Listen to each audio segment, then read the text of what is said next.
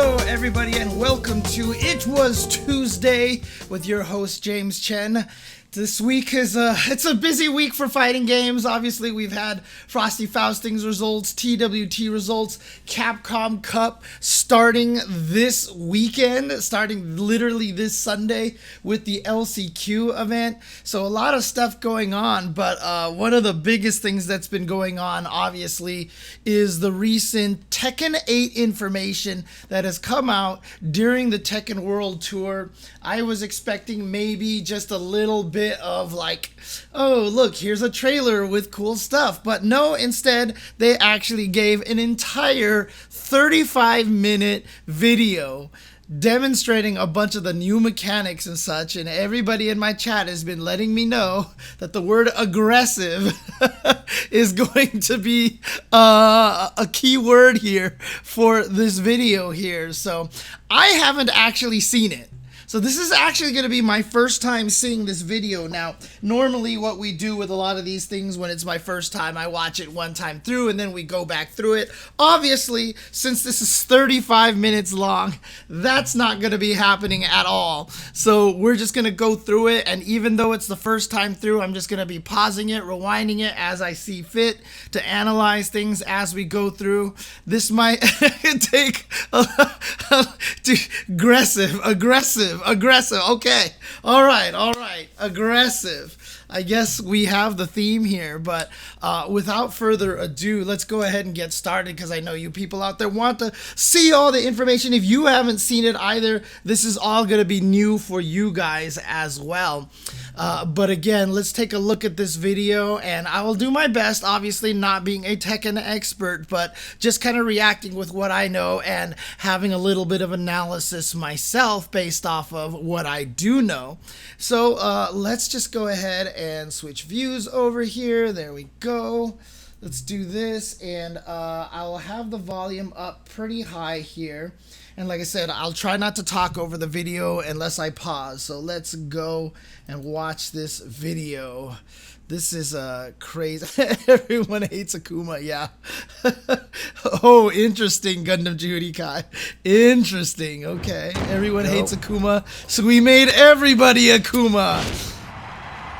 I mean, before we even get started here, one of the first things I will mention is based off of what I have seen little bits here and there, it sounds like that this Tekken might be the one that has shaken up the game the most.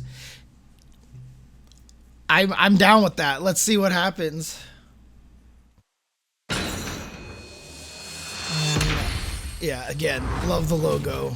Just love the concept of the chain being the 8. I think that's really, really cool. はい、皆さんこんにちは、鉄拳プロジェクト。 Whoa, did they swap sides for the intro? Really? I don't think I noticed that.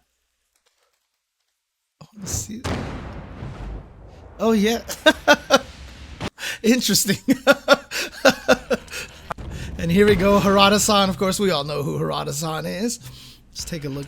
はい、皆さんこんにちは、鉄拳プロジェクト、リーダーを務めてます。 Executive Director Katsuhiro Harada。 はい、テッケン8のゲームディレクターのNakatsuです。よろしくお願いします。はい、今日はこの2人でお届けします。というわけで、早速ね、今日 Wow, they're just starting right away. Going to start off by explaining the new gameplay mechanics using the actual Tekken 8 build for the first time today, along with plenty of video footages. Again, if you guys are listening to this on SoundCloud or on Spotify, sorry, this is going to be a mostly video watching stream here. So if you guys want to just listen anyway, I'll try to read a lot of the stuff that's going on, but otherwise, yeah, this is going to be a pretty visual episode. 今日初めて、鉄拳8のこの実機を使い So they're going to go over the gameplay mechanics right away.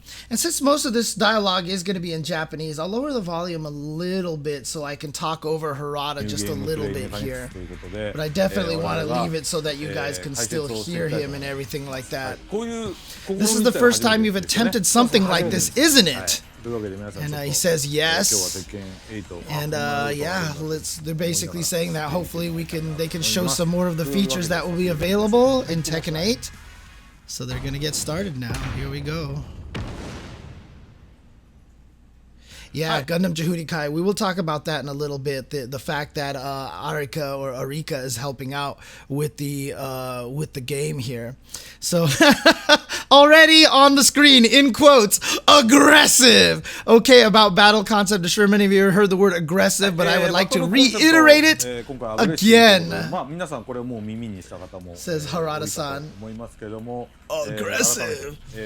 Of course, the game system itself in overall is aligned with this theme, but we also use the word aggressive as a key word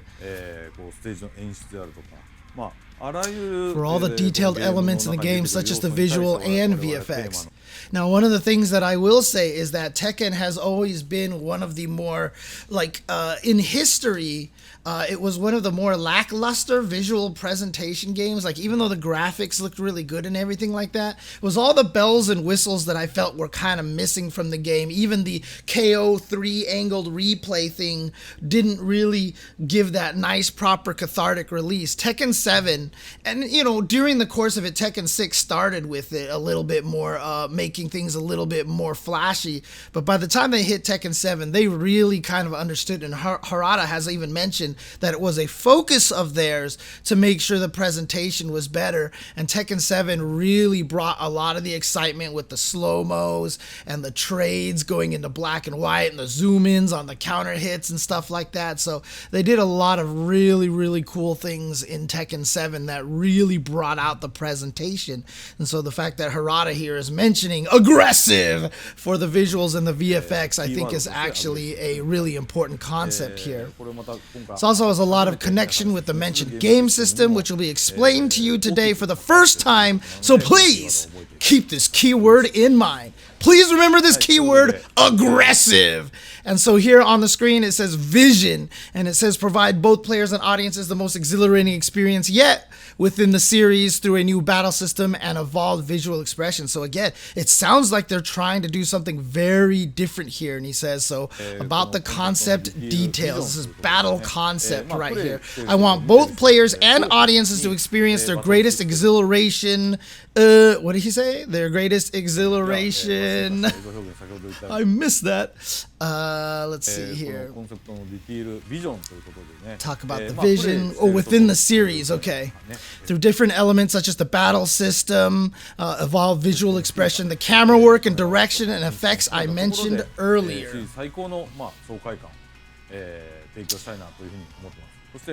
And then there is the direction of the battle we are aiming for. This will be explained by the director. So they say direction of the battle, and on the slide, make the battles more enjoyable for a player in each attack.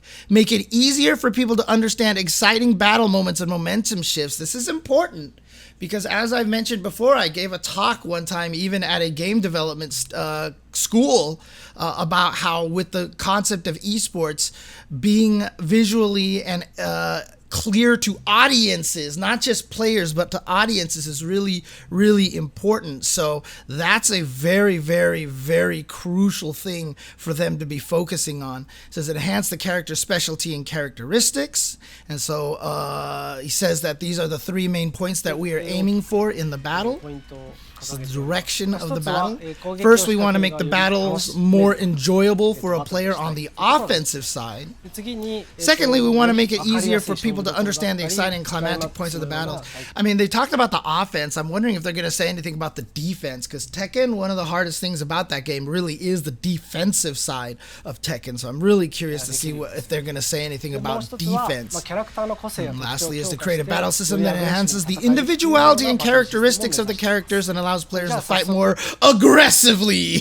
Next slide here is feature. They're going to be talking about rage system, recoverable gauge, heat system, and controller style. He says, after this, I would like to start by introducing the details of the battle system, in which for this time we'll focus on the four following components. And he lists the four that are on the slide over here. I don't think Tekken 8 will be so strongly momentum-based for the combos like FEXL is. I mean, it's going to be interesting. Obviously, we're talking about Arika here and how Arika is involved a lot in the development on this and actually taking over, like basically being the just going to keep working on Tekken 7 at this point. So it's going to be really interesting to see how that goes. I don't think that means, though, that Fexel is going to really show its hand in the Tekken system. I think they're probably making the game the way that Bandai Namco is probably pushing for it. So I wouldn't expect a lot of gameplay philosophies and styles and thoughts to go from Fexel to this, but let's keep going here. Tekken 8 logo shows up. まずは We will explain changes to the existing system. First point will be about the rage 皆さん system. ご存知レイジはね You all know the rage system, which has been implemented from Tekken 6. まあいくつか変更点があるのでその There are a 詳しい few ところ changes this time, so let us explain in そうです detail. まずレイジ状態っていうのは Understood. First of all, the rage state is automatically activated when the player's health falls below a certain level. This is what we've already known from Tekken 7, for example. It's basically the same thing, and it does talk about the fact that you do get more damage when you're in the rage state, and sure enough, they show pictures of the meter, which is about probably the same, about like 20%, maybe 15% of the health. The character's health bar or a red aura will appear on the character's body. When it gets to this state, the attack power will increase. And a special move called the Rage Art will become available. The lower the character's health, the more damage the Rage Art will do, right? Asks Harada. And again, this is all basically the same thing. Yes, the reversal element is still present in Tekken 8. So basically they're talking about the fact that you still have it's a comeback mechanic. It's the reversal property. It's comeback mechanic. So the Rage Art are like this, and they're showing Law here activating the Rage Art. Hits Paul, busts out the nunchucks, and goes ham. And then does the Bruce Lee stomp on poor Paul. And then, oh, interesting. So this time, Rage Art is a common command. So they did it more like Soul Calibur. In other words, everyone's going to have the same input for the Rage Art. で大ダメージがいくと And you can inflict a huge amount of damage. However, using Rage Art is not always the right answer. まあレイジ状態ね As in Tekken 7's, according to the slide, the player can perform Rage Art during the Rage state for a one-shot reversal. If you are a good player, you could use this kind of strategy to keep the Rage state as long as you can while your attack power is increased, and use more moves to win.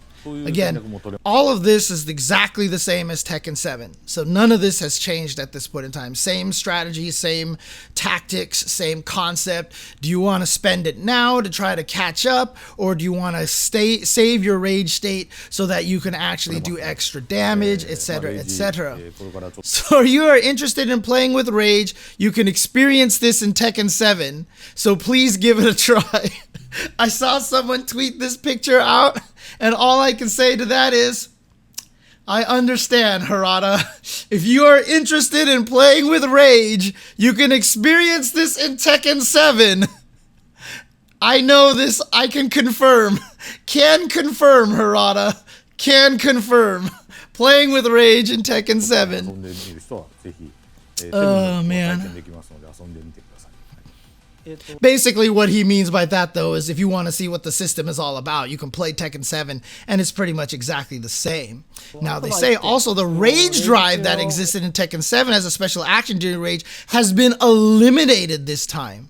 So with the implementation of the heat system, the rage drive that is in Tekken 7 is a boss. They actually have a little red circle with the line and says discontinued.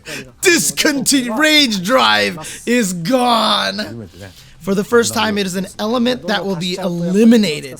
Adding more and more elements would have made it too complicated, so we have reorganized, and the rage drive itself has been eliminated.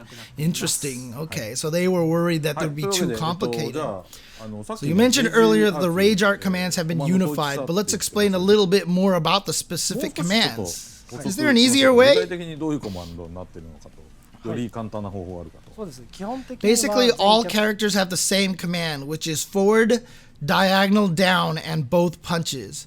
So everybody's just going to hit down, forward, and 2 punches to do it. which キャラクター共通で seems pretty straightforward over here.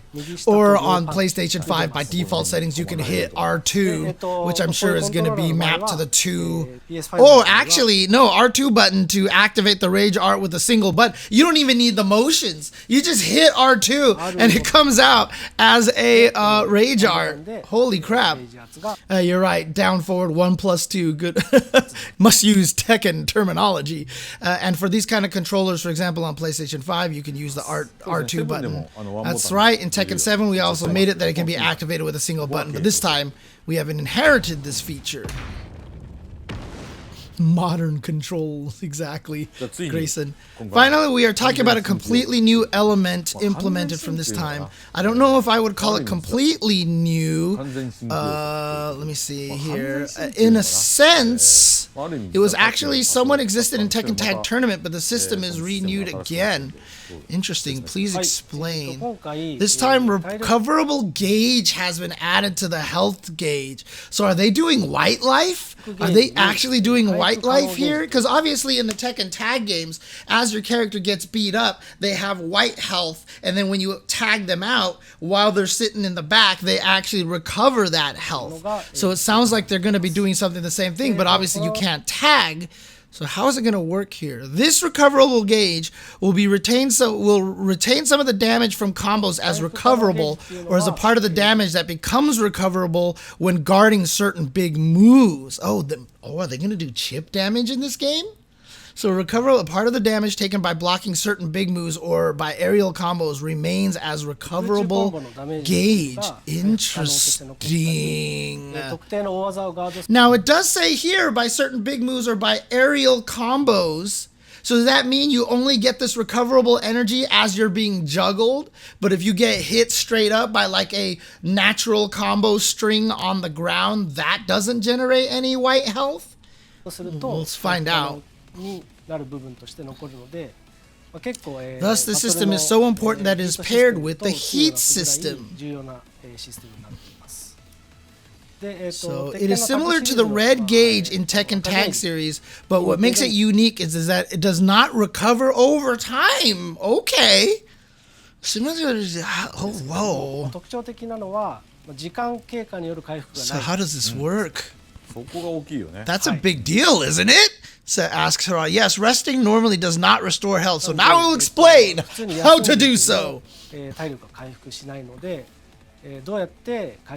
So Silas Grayson in the chat does say that it's only juggles and blocks and that ground combos are 100% real damage. That's interesting. That means that the long juggles and stuff like that are going to be kind of nerfed a little bit in terms of recoverable health. And it's kind of a neat idea because that also means that if you're playing footsies on the ground, the individual hits that connect will actually still have more impact. So if you're playing footsies on the ground and you hit each other with little small pokes, you know, down forward ones and stuff like that, by having those not be recoverable, you're not extending the round by too much. You're just kind of nerfing a little bit of the damage of once you get launchers and stuff. And again, as much as launchers are super important when you watch Tekken games and they're the big deal, when you're actually playing Tekken, you're not actually expected to get like big launchers constantly. It's not Marvel. You're not like a lot of the damage in Tekken comes from singular hits and, you know, small things here and there, less so the big combo damages. Obviously when they happen, that's the exciting part. But a lot of the game really is little individual hits, and by making it so that it's only the juggles that produce the white life, that maintains the footsies kind of concept and really makes it so that the grounded game, the neutral game, is still very, very much important. So that's actually a really, really smart idea. It reminds me kind of how they handled the risk gauge in Strive, where the risk gauge doesn't increase the damage that the characters take like they did in older games. What they did was that as the more risk gauge there was, the less the damage of the combo would be scaled, which means the individual hits still just did as much damage as before, but the combos would actually reward you more. Now, it's a little bit opposite, making that so that, you know, neutral isn't doing as much damage when the risk gauge goes up and stuff, but the concept of trying to keep the neutral the same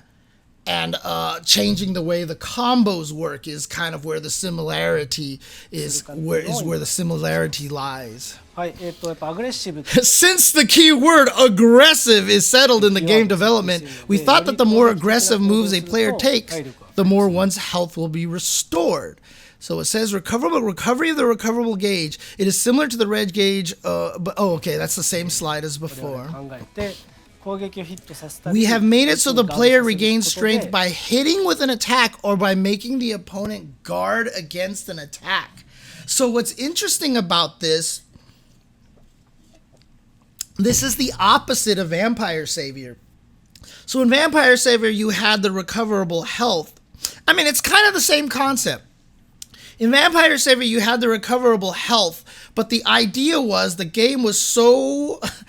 Vampire Savior was so aggressive that the best way to recover that health was not to try to run away, because if you blocked or got hit, you would not gain the recoverable life. But instead, because in Vampire Savior you did gain the health through time. You basically waited, it would sit still for a while, and then your health would start recovering. But the best way to do that was to be aggressive, attack the opponent, because as long as you're attacking them, they couldn't attack you, and so your health would actually recover as a result. This is the same kind of concept, except they're making it directly more one-to-one, that the actual act of landing moves on your opponent will gain it back. I think that makes sense because Vampire Savior is significantly more aggressive with moves that can hit you from full screen away, and people are just air dashing all over the place. Whereas Tekken, there's a lot of neutral back and forth, right? And so if you actually made it so that the health gained back through time, you're going to have a lot of people backdashing a lot to try to avoid combat. Infinite stages would probably, like Infinite Azure would be a bad idea all of a sudden. Sidestepping and running away would become a little bit more prominent. So by forcing you to actually land moves to regain health, I actually think this is really smart. I actually think that this is a really, really, really good idea here, how they've managed this. And I'm sure they tried all these different ways, and in playtest, they're like, oh God, this does not work at all. And so they actually changed it. So yes, be aggressive! Aggressive! っていうような仕組みにしました。イメージで言うと In other words, it is as if adrenaline is released from the body to recover the damage. 回復していくようなそんな感じで By actively taking out your movements like that, the recoverable gauge part of your health will be restored. そうですね。だから Yes, as it was in Tekken Tag Tournament or Tekken Tag Tournament 2. ちょっと When you want to recover a little health to regain your stance, even if you do a backdash cancel or passively backdashing, it will not give you an advantage. Right, it's exactly what I was talking about here. It is important to be aggressive and keep attacking while recovering. So they're really trying to push aggression. No, but I mean, they're really trying to push the offense in this game a little bit more. It sounds like they want this game definitely to be a lot more aggressive.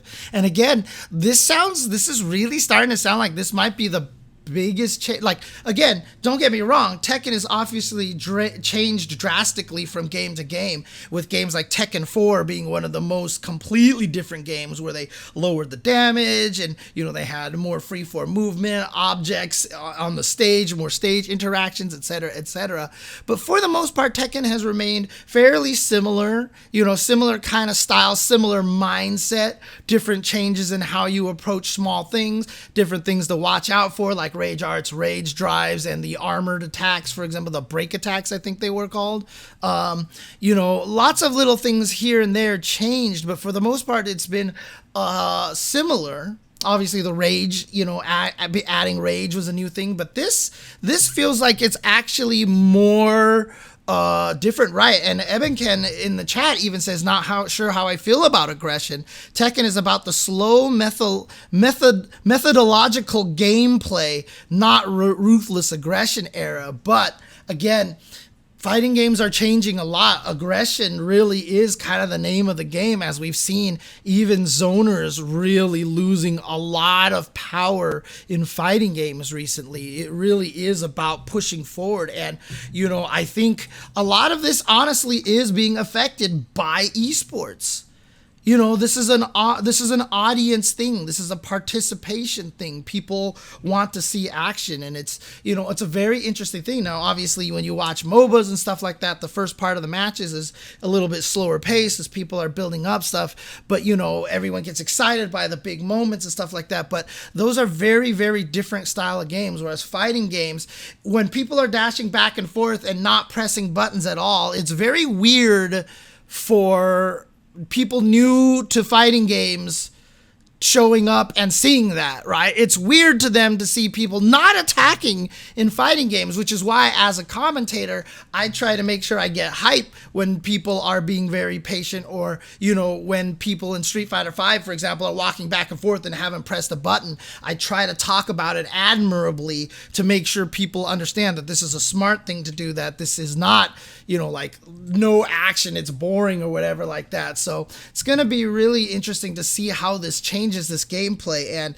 if it changes it a lot, will Tekken players actually get a little frustrated with it? Because, like I said, Tekken hasn't changed drastically, so most Tekken players have continued forward with the series. However, when you look at a game like Guilty Gear, even between XX and Exerd, there was a lot of players who were like, no, I hate Exerd. I hate the Roman cancel system. I hate a lot about this. Screw this game. They dumbed it down. Whatever. I'm sticking to XX. And then they went to Strive, and then Strive changed everything. And then a bunch of Exerd players were like, nah, son, nah, I'm not going to Strive at all. So I'm curious to see if that's going to happen to the Tekken scene, if Tekken 8 is vastly different. And again, I don't have my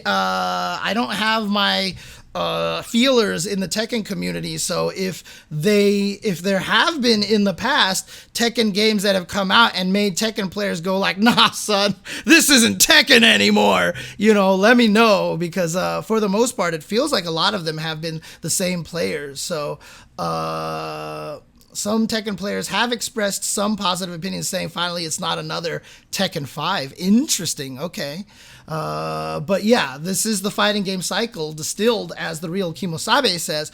But again, remember that I feel like Tekken, more so than most series, has avoided that because they haven't gone through any massive changes before. So yeah, PC Genjin, I was just about the same thing.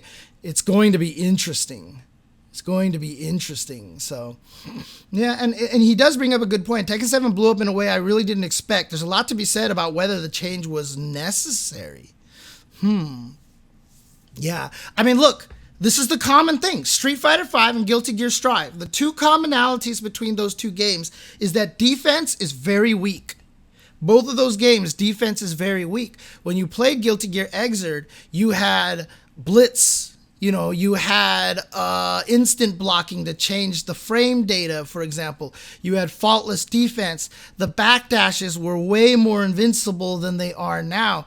Defense was a lot. Guard cancels, actually, dead angles, the alpha counters, actually worked super well in that game. Like, they never missed, and I mean, they did miss sometimes, but my point is that they were super fast.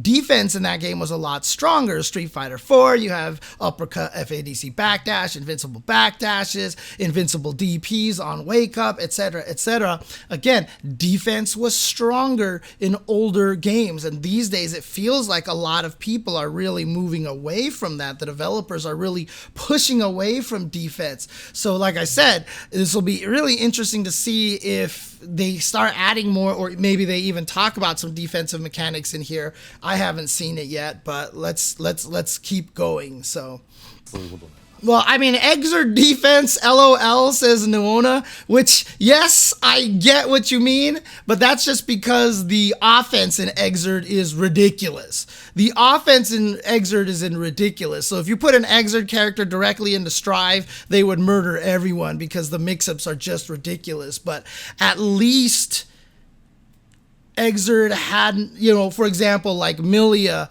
throwing out the disc.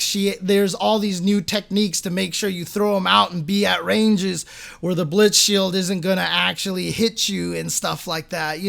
It did change the way, but people just figured ways around it again as usual. So Exert still has better defense than Strive, but Exert also has better offense as well. So it all kind of balances out. Then I would like to give more detailed explanation while looking at the actual build. Oh, okay. You said earlier that the white gauge does not recover unless you attack, but how does the white gauge itself remain? When you block a big move, the white recoverable gauge will remain in the strength display like this. It looks just like Street Fighter V, man. It looks just like Street Fighter V, Vampire Savior, whatever. There's just a little bit of this see-through gray health sitting there in your bar. It looks pretty much the same as we've come to expect. So they're showing that in the actual gameplay build right now. The white gauge itself does not disappear over time, does it?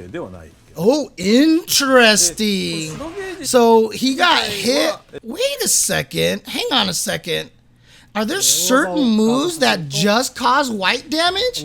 Because in this one, it's, I guess, that move that Paul has. So he did elbow into a follow-up attack, and maybe certain moves just produce white damage. But this is not a percentage of recoverable health.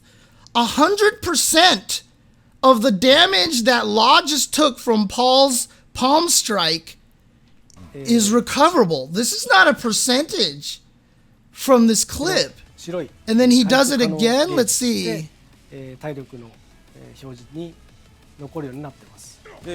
Yeah, so he does it again. So it looks like certain move. Oh, you're right.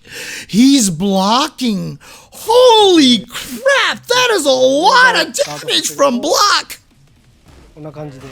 He is blocking the move. He's staggering back. So they're showing through the animation, through the stagger. So because of the stagger, I thought it was a hit. But that's a good chunk of life right there. That's like getting hit by a medium punch in Street Fighter V. Like, that's actually a lot of damage. And so, yeah, so that's not recoverable health on hit. That's recoverable health on blood, 100% of that. That is a lot of damage. That is a lot of chip damage. Holy crap. So I guess that's kind of their way to balance the timer, right? Because obviously if you have recoverable health, the rounds will last a little bit longer by nature. But if you're actually doing chip damage this entire time, and then maybe if you get hit, you lose all that recoverable health, then that keeps the time about the same. Oh boy, that is, whew.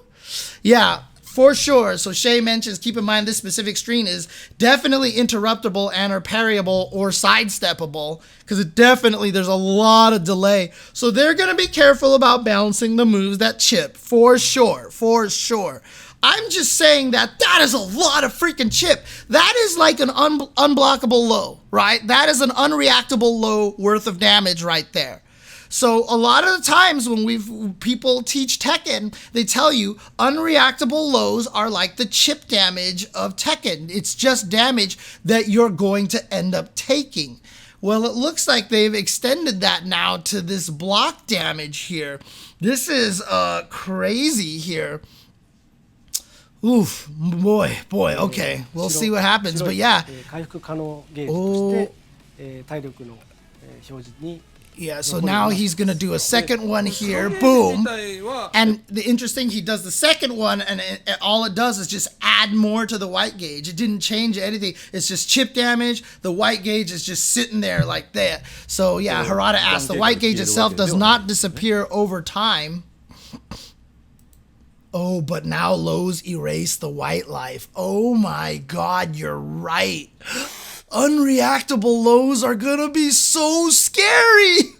Oh, but that depends on how scary the chip damage moves are. That's it. But after a juggle and they get up, hitting down back ones or down back threes or down fours or something like that are going to hurt. Oh, that's gonna change a lot. That's actually going to change a lot of the game. そうですね。ここは Yes, it does not disappear over time, but the attacker can erase the opponent's recoverable gauge with certain attacks. Certain attacks. 可能ゲージ部分を消すこともできます。 Okay. It can also wait.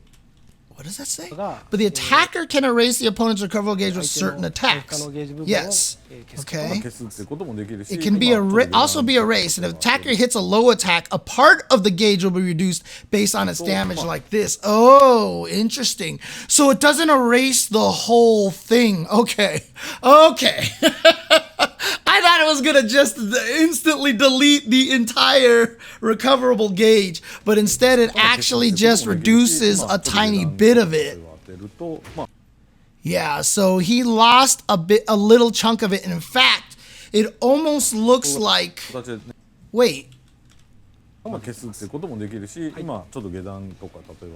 the low attack hits here, and it looks like this is weird. Like, it looks like it got reduced, but just by a tiny bit. Like, I swear to God, I just want to count the pixels over here, because really speaking, it didn't reduce it by much at all. So he got hit by the low, he took some regular damage, the white gauge moved down a little bit, and the chunk of white health, recoverable health, that is left there is less than before he got hit, but not by much, and not by the same amount of damage that he took from the low. So it looks like maybe half damage goes to taking off the white health. Like, we can go for an estimate there. Half of the actual damage you take gets taken off the white life. That's what it seems like about. So, yeah, I know, to put a ruler on the screen and do some pixel count. I bet you someone already has, but you know what? I'm not going to do that here right now. So, but for sure he lost a little bit, but not a significantly large amount. It is actually very, very small amount here that he lost. Yes, the side with the recoverable gauge will not recover if they are standing still. So they will recover by attacks. So let's see this here. Here we go. Ooh, so he just did 1, 2, 3 with law. He just did a 1, 2, 3 sequence here. Yeah, literally a 1, 2, 3 actually. And each one of those blocks maybe like few pixels, few pixels, few pixels. So yeah, a few pixels here. And actually what it's looking like here, actually, okay, just based off of my eye, because he did 1, 2, 3, and then he definitely did a kick, punch, kick sequence here. So here we go. He does 1, 2, 3, and then he does a 4, 3, 4 sequence here as well. The 4s in the 4, 3, 4 sequence definitely look like they built a little more health back than all the hits in the 1, 2, 3. Yeah, because if you look at it, the 4 recovered more health. So when he does 4, 3, 4, the 4 recovered more health than the 3. The 2 4s on the opposite end both recovered more health than the 3 in the middle. So it does look like the amount of health that you recover might be depended on the move that's actually hitting you. Right, might be based on the damage there. So I don't know what IG means, Daj Mahal. I don't know what that means, unless you mean you gotta go. No worries, no worries. It'll be on YouTube. But it definitely looks like that. But in that sequence right there, he did three strings, 1, 2, 3, 3, 4, 3, and then he just did another string there. But the white health that is remaining right now is still pretty significant. It's still a little over one of the blocked palm strikes from Paul. So you can see that recovering your health is still a long process here.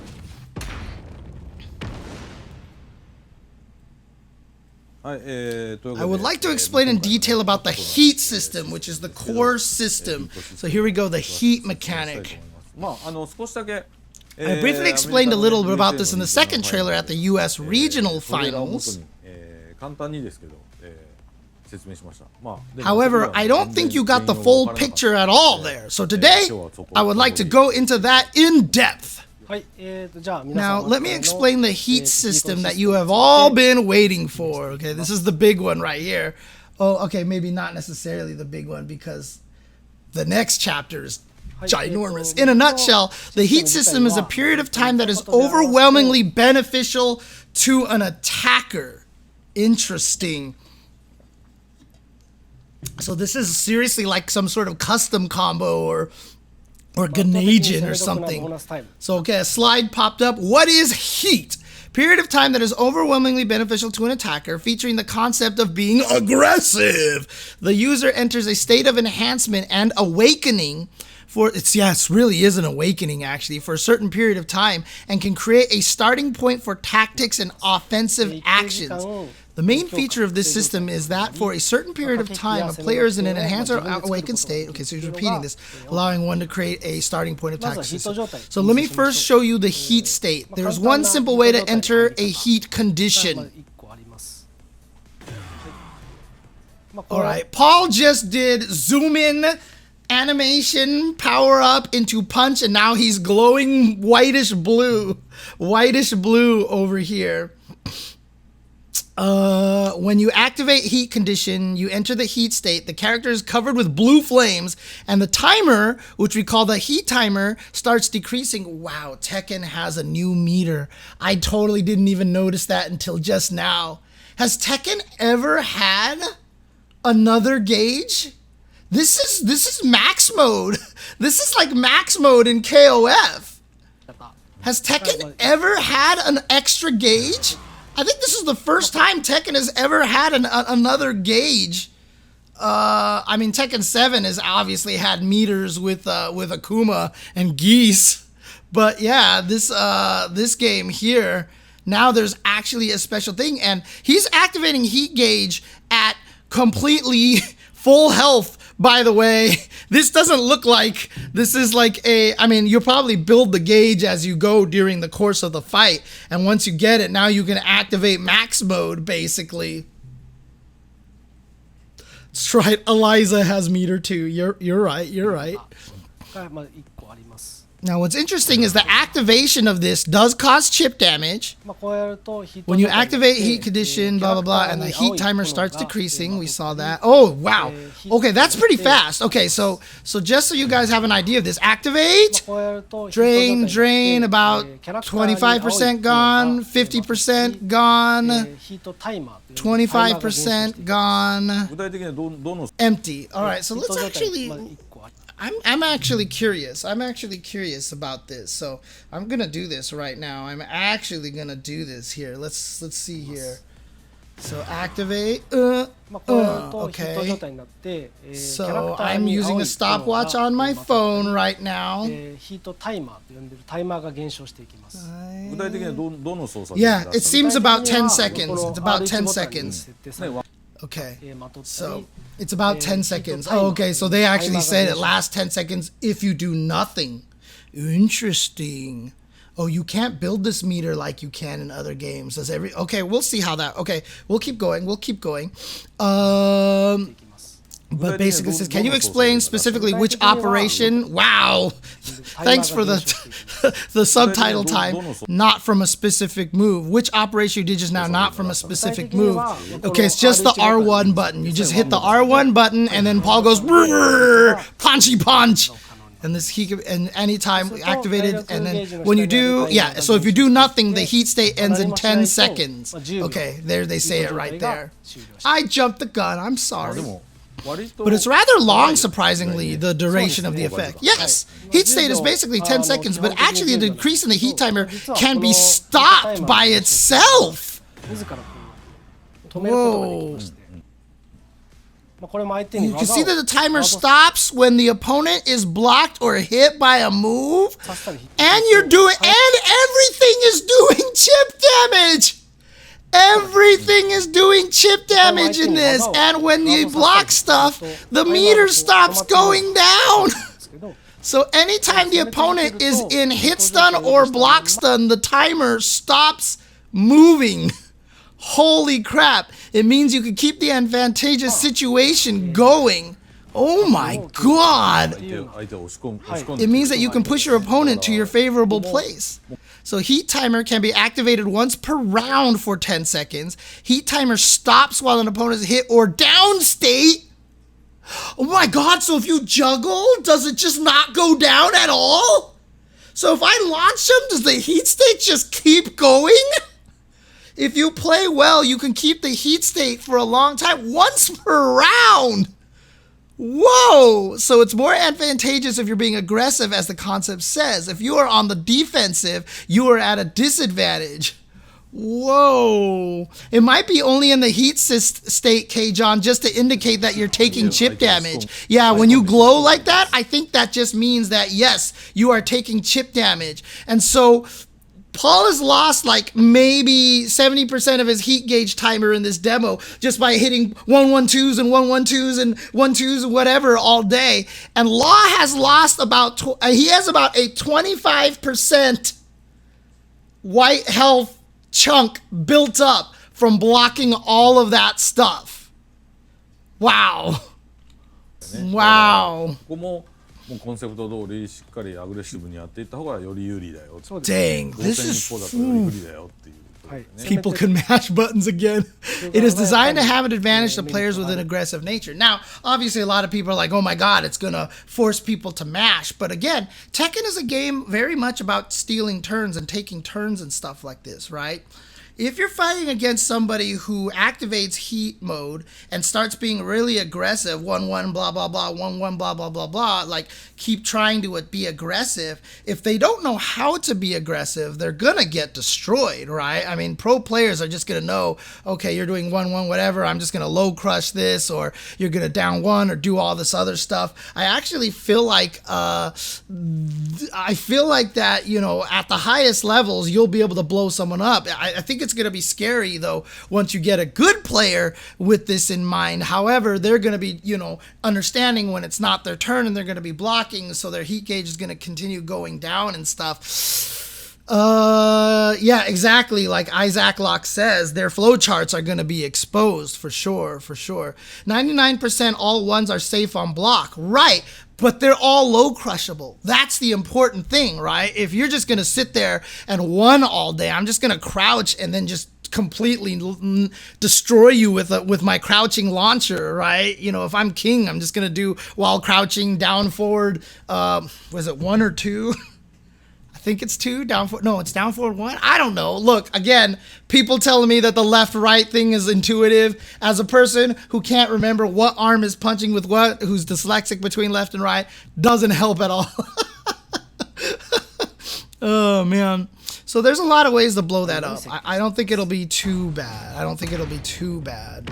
Obviously, if you're playing with your friends and both of you are casuals, this is going to be brutal, right? But in a way, it kind of teaches you to take your turns, right? It kind of teaches you to take your turns and to really, like, almost in a way, force you to learn when it's your turn and when it's time for you to try to take back your turn and stuff like that. So in a way, it might actually be beneficial to give the opponent super offense at some point in time, because it might force the players to be like, every time you do this sequence, I just hit 1 afterwards and I stop your mashing. Like, you're almost kind of at that point going to be first to learn that. What I'm scared of is that it might turn the game into MK11, which is down 1 the game, right? Down 1 and down 3 the game, which, like, so much of the close range combat in that game is just about ducking punch, you know, kind of situation. So armor moves, okay, yeah. We have no launch date unless they announce a launch date here, but I wouldn't expect Tekken until 2024 or 2025, to be honest with you. I don't think that this game is going to be coming out anytime soon. ではヒートの発動条件に関して。 Right, and D1 is scary because in Tekken you can low parry it for sure. But see, what happens then is if you're always down oneing and punishing someone for mashing the buttons, then what happens is then the opponent's going to learn how to down parry it. And you kind of promote this little bit of mind games there that I hope players would learn as they play casually with your friends. But, okay, hang on a second. Now, what's this guy's name again? I forgot what this guy's name is. The guy who's not Harada here. But he says now there are 2 conditions for activating heat. Kohei. Okay. 2つあります。 His last name began with an N, right? Oh yeah, Nakatsu. There you go. Nakatsu. There you go. No, Silas, I'm not calling him not Harada. No, Zilcho, I'm not calling him not Harada. Okay, fine. I did say not Harada. That was my fault. Never mind. This is first what we call a heat burst. Entering the heat state of one's own volition. This is one of the ways. Okay, so this is raw activation. This is literally just raw activation. And so you just do it while you're standing there. This is the single button action. Yes, this is a single button action. The other way that each character has is multiple heat engager. Heat. If you hit your move to an opponent like this, you can enter the heat state and automatically run towards your opponent. This is what we saw in the previous trailer. This is what we saw. We saw Kazuya? Jin? I will never, ever remember which is which, but one of them hit and then did the dashing forward, and that automatically turns you into, so you can see there, no blue glowing flames when Paul hits with the palm strike, but then he cancels into the run, and then he starts glowing blue, and then the meter actually starts to drain at that point in time. So if you hit your opponent like this, you can enter the heat state and automatically run towards your opponent, and the opponent is getting up and staggered. Wow, does that give you free attack? This is a way to attack the opponent after creating an overwhelming advantage. Now, my question is, can you activate this on block, right? I think so. Heat engager is more than 1 move per character. Mostly on average, there are about 5 heat engagers. Holy crap. Dude, it'd be sick if King has a throw heat engager. Ooh. Like one of the ones like he picks you up and puts you down, and then you activate it, he pushes you and then rushes in. Oh, that'd actually be kind of sick. So the slide, 2 types of triggering methods, have they explained? Yes, heat engager has a significant impact on strategy, so we set up multiple moves while taking into account the characteristics of each character. I appreciate how devs are enhancing and highlighting big moments by supplementing that with cool camera angles and slow-mo.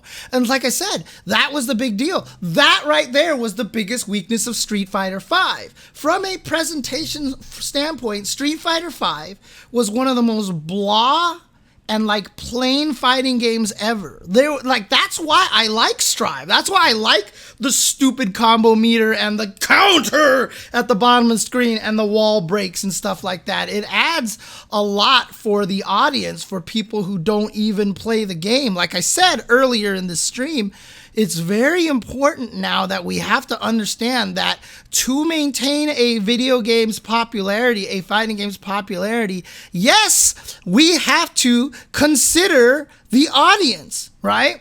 It might have been a more solid defensive game and more strategic, basically with hand checking and all of the crazy rules in basketball. But I have watched a Heat Utah Jazz game, I think it was, that the final score was like 56-61. And trust me, you do not want to see that game. You don't want to watch that game at all, right? And so, yes, did they change the rules so that defense basically doesn't exist in basketball today? Yeah, they did. Did they get rid of the blue line in hockey, right? They got rid of the blue line thing for icing or whatever it was like that. They have to make these changes sometimes because, yes, in an esports environment, it is very important to cater to audiences. And so while that is a little bit tougher for players, we have to understand as players that the more people enjoy watching the game, the more opportunities the players will have to be able to make this an actual career and actually be able to win money and have the FGC advance to a point where, you know, it can be a little bit more mainstream like this. And it's a tough thing to do, and it sucks. And yes, as an old school player, I'm like, man, but then again, as an old schooler, I also remember Alpha 2's custom combos, which were designed to help people do easy combos and look flashy and stuff like that. And look, they've been doing this with fighting games since the beginning of time. I tell the story all the time. I dropped my control pad and got like a 100 and something hit combo in MVC2, right?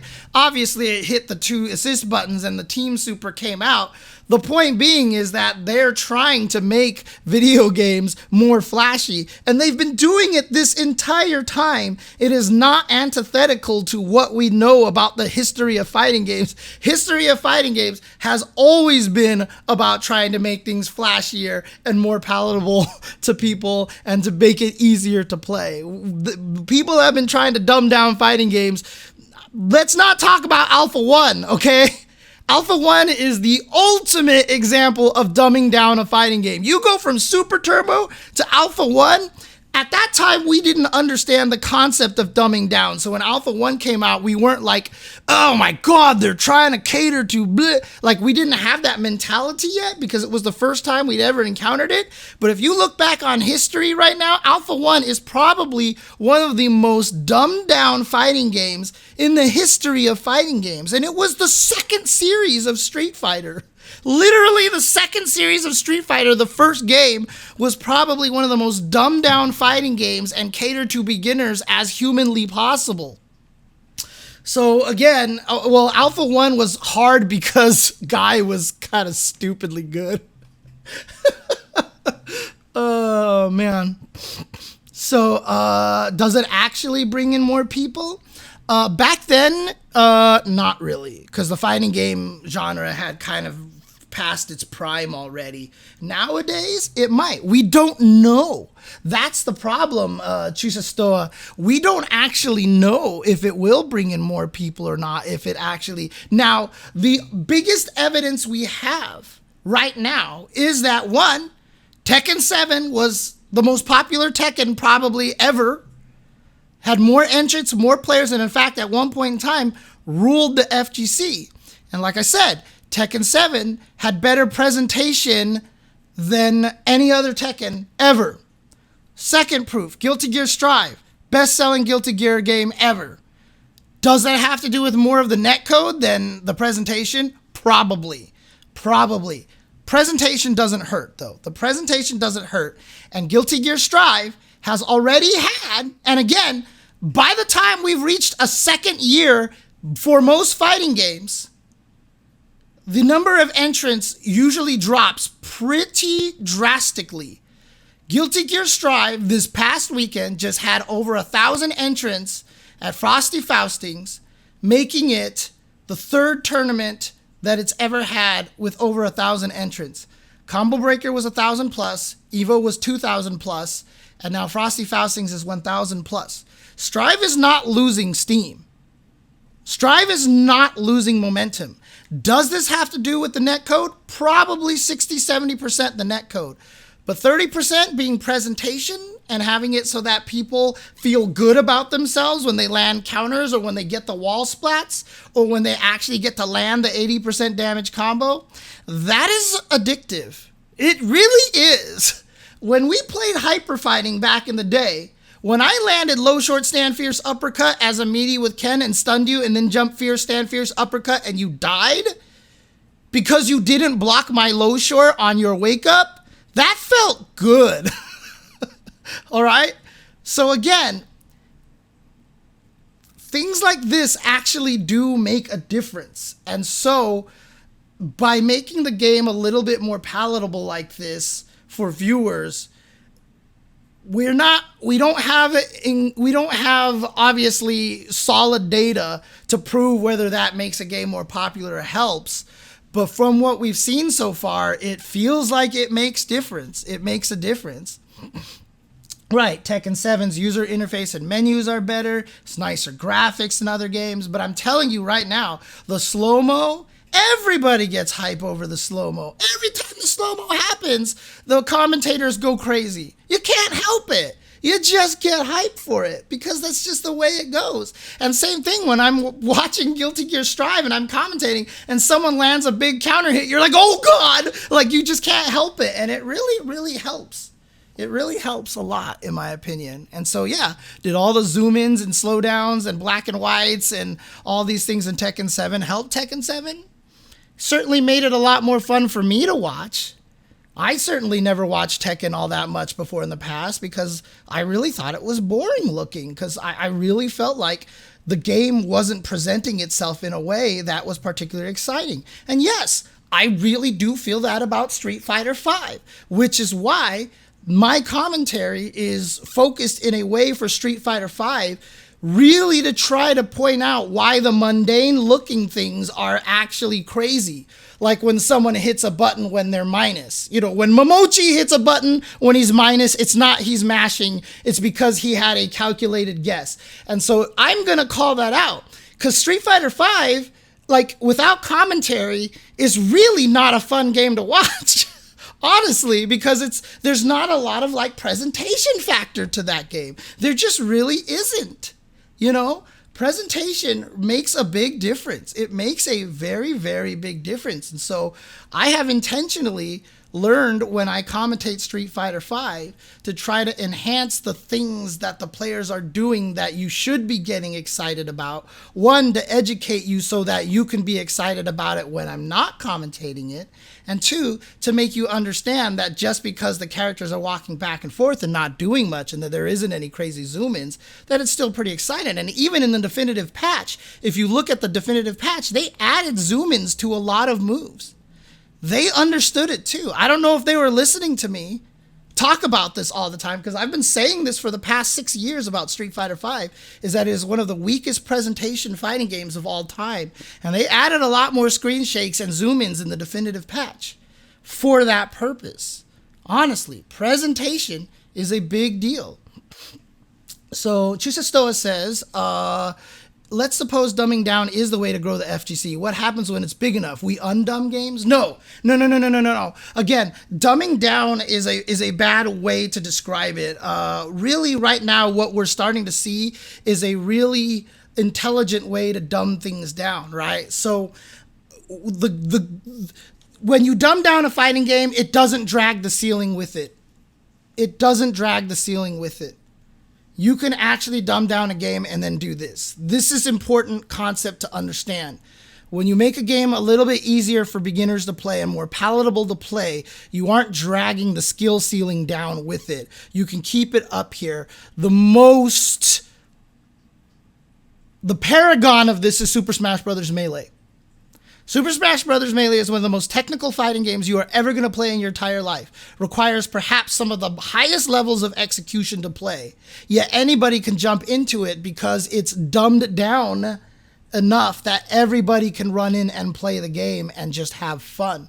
Even if you turn off items and stuff like that, you just have that because if you're a Smash player and you land Luigi's, miracle one, perfect spacing DP, you feel like a god. And that even in the 1v1 in Smash Brothers, they added that weird zoom in hit for big hits and stuff like that. Smash Brothers is a perfect example of games that are dumbed down without dragging the skill ceiling down. And Melee in particular, you can do both at the exact same time. You can definitely do both at the same time. So you can 100% keep, exactly, Jigglypuff's sleep move. I still tell the story of the one time, and in fact, it was Investigation Cone, me, my brother, and our other friend got the fan in Smash Brothers while we were playing 4-player, and Cone was Pikachu. And you know how the fan works in Smash Brothers when you hit someone, it just like and kind of locks the person in place. And he hit all three of us. And so all three of us are getting hit by the fan, and we're like, no. And then all Cone was doing was mashing down and B. And then outside, Just in the middle of nowhere, it was like da da da da da da bam, and then all three of us died. And there's just this sleeping sleeping Jigglypuff sitting in the middle of the screen there after everybody died, and was absolutely the most hilarious thing in the world. And again, that doesn't change the 1v1 high-level skill, right? And again, that's why Street Fighter 6 adding the bowl moves, the modes where you fight with the bowls and, and this is your goal, land this and that. Like, it's actually a really good idea adding these modes in here because it allows people to play other modes and really have fun with their friends in a different way. You're not necessarily lowering the skill ceiling by adding things that will be palatable to newcomers, right? But you are hopefully making it so that newcomers will play and want to get better, and they want to actually get stronger. So, so you say, let's see, I just wanted to say that piece about Smash because I feel like its intended design is a whole different world, thus making the comparison kind of out of context. So he says, everyone can play Smash because it's a party game that was designed that way. It wasn't meant to be played 1v1 with no items on a flat surface all day. Sure, true, but it became that. And that doesn't mean that fighting games can't also add party elements to the game. Right? It doesn't mean that they can't add that stuff in there. So, for example, the mash mode in Street Fighter 6, right? Like, that's not going to, that's going to let people at least feel like they're doing something. At least something is happening when they're playing. And if it's at your Thanksgiving holiday with your, 8-year-old nephew, or your even 5-year-old nephew or something like that, hey, maybe they get good memories of it and the next Thanksgiving, they're like, I want to play again. And then they get the game and then they play.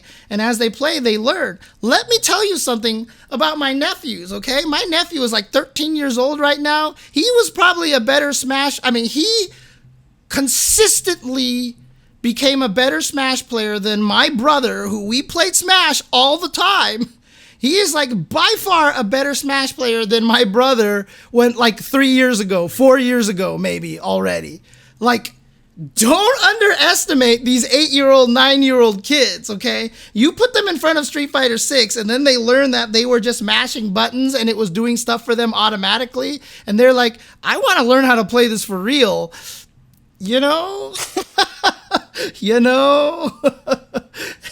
It might work, honestly. So the idea is that we want to get more people playing the game. And like I said, what's interesting about this heat system here is while it makes you want to be aggressive and mash, that teaches you now that, one, the mashing doesn't work, and two, from the defensive side, normally if you fight someone who's mashing a lot of the times, you're just going to block it and be like, what do I do? What do I do? Now if you're feeling the danger because you're taking chip damage the whole entire time, it's going to make you want to learn and more aggressively learn how to stop the mashing.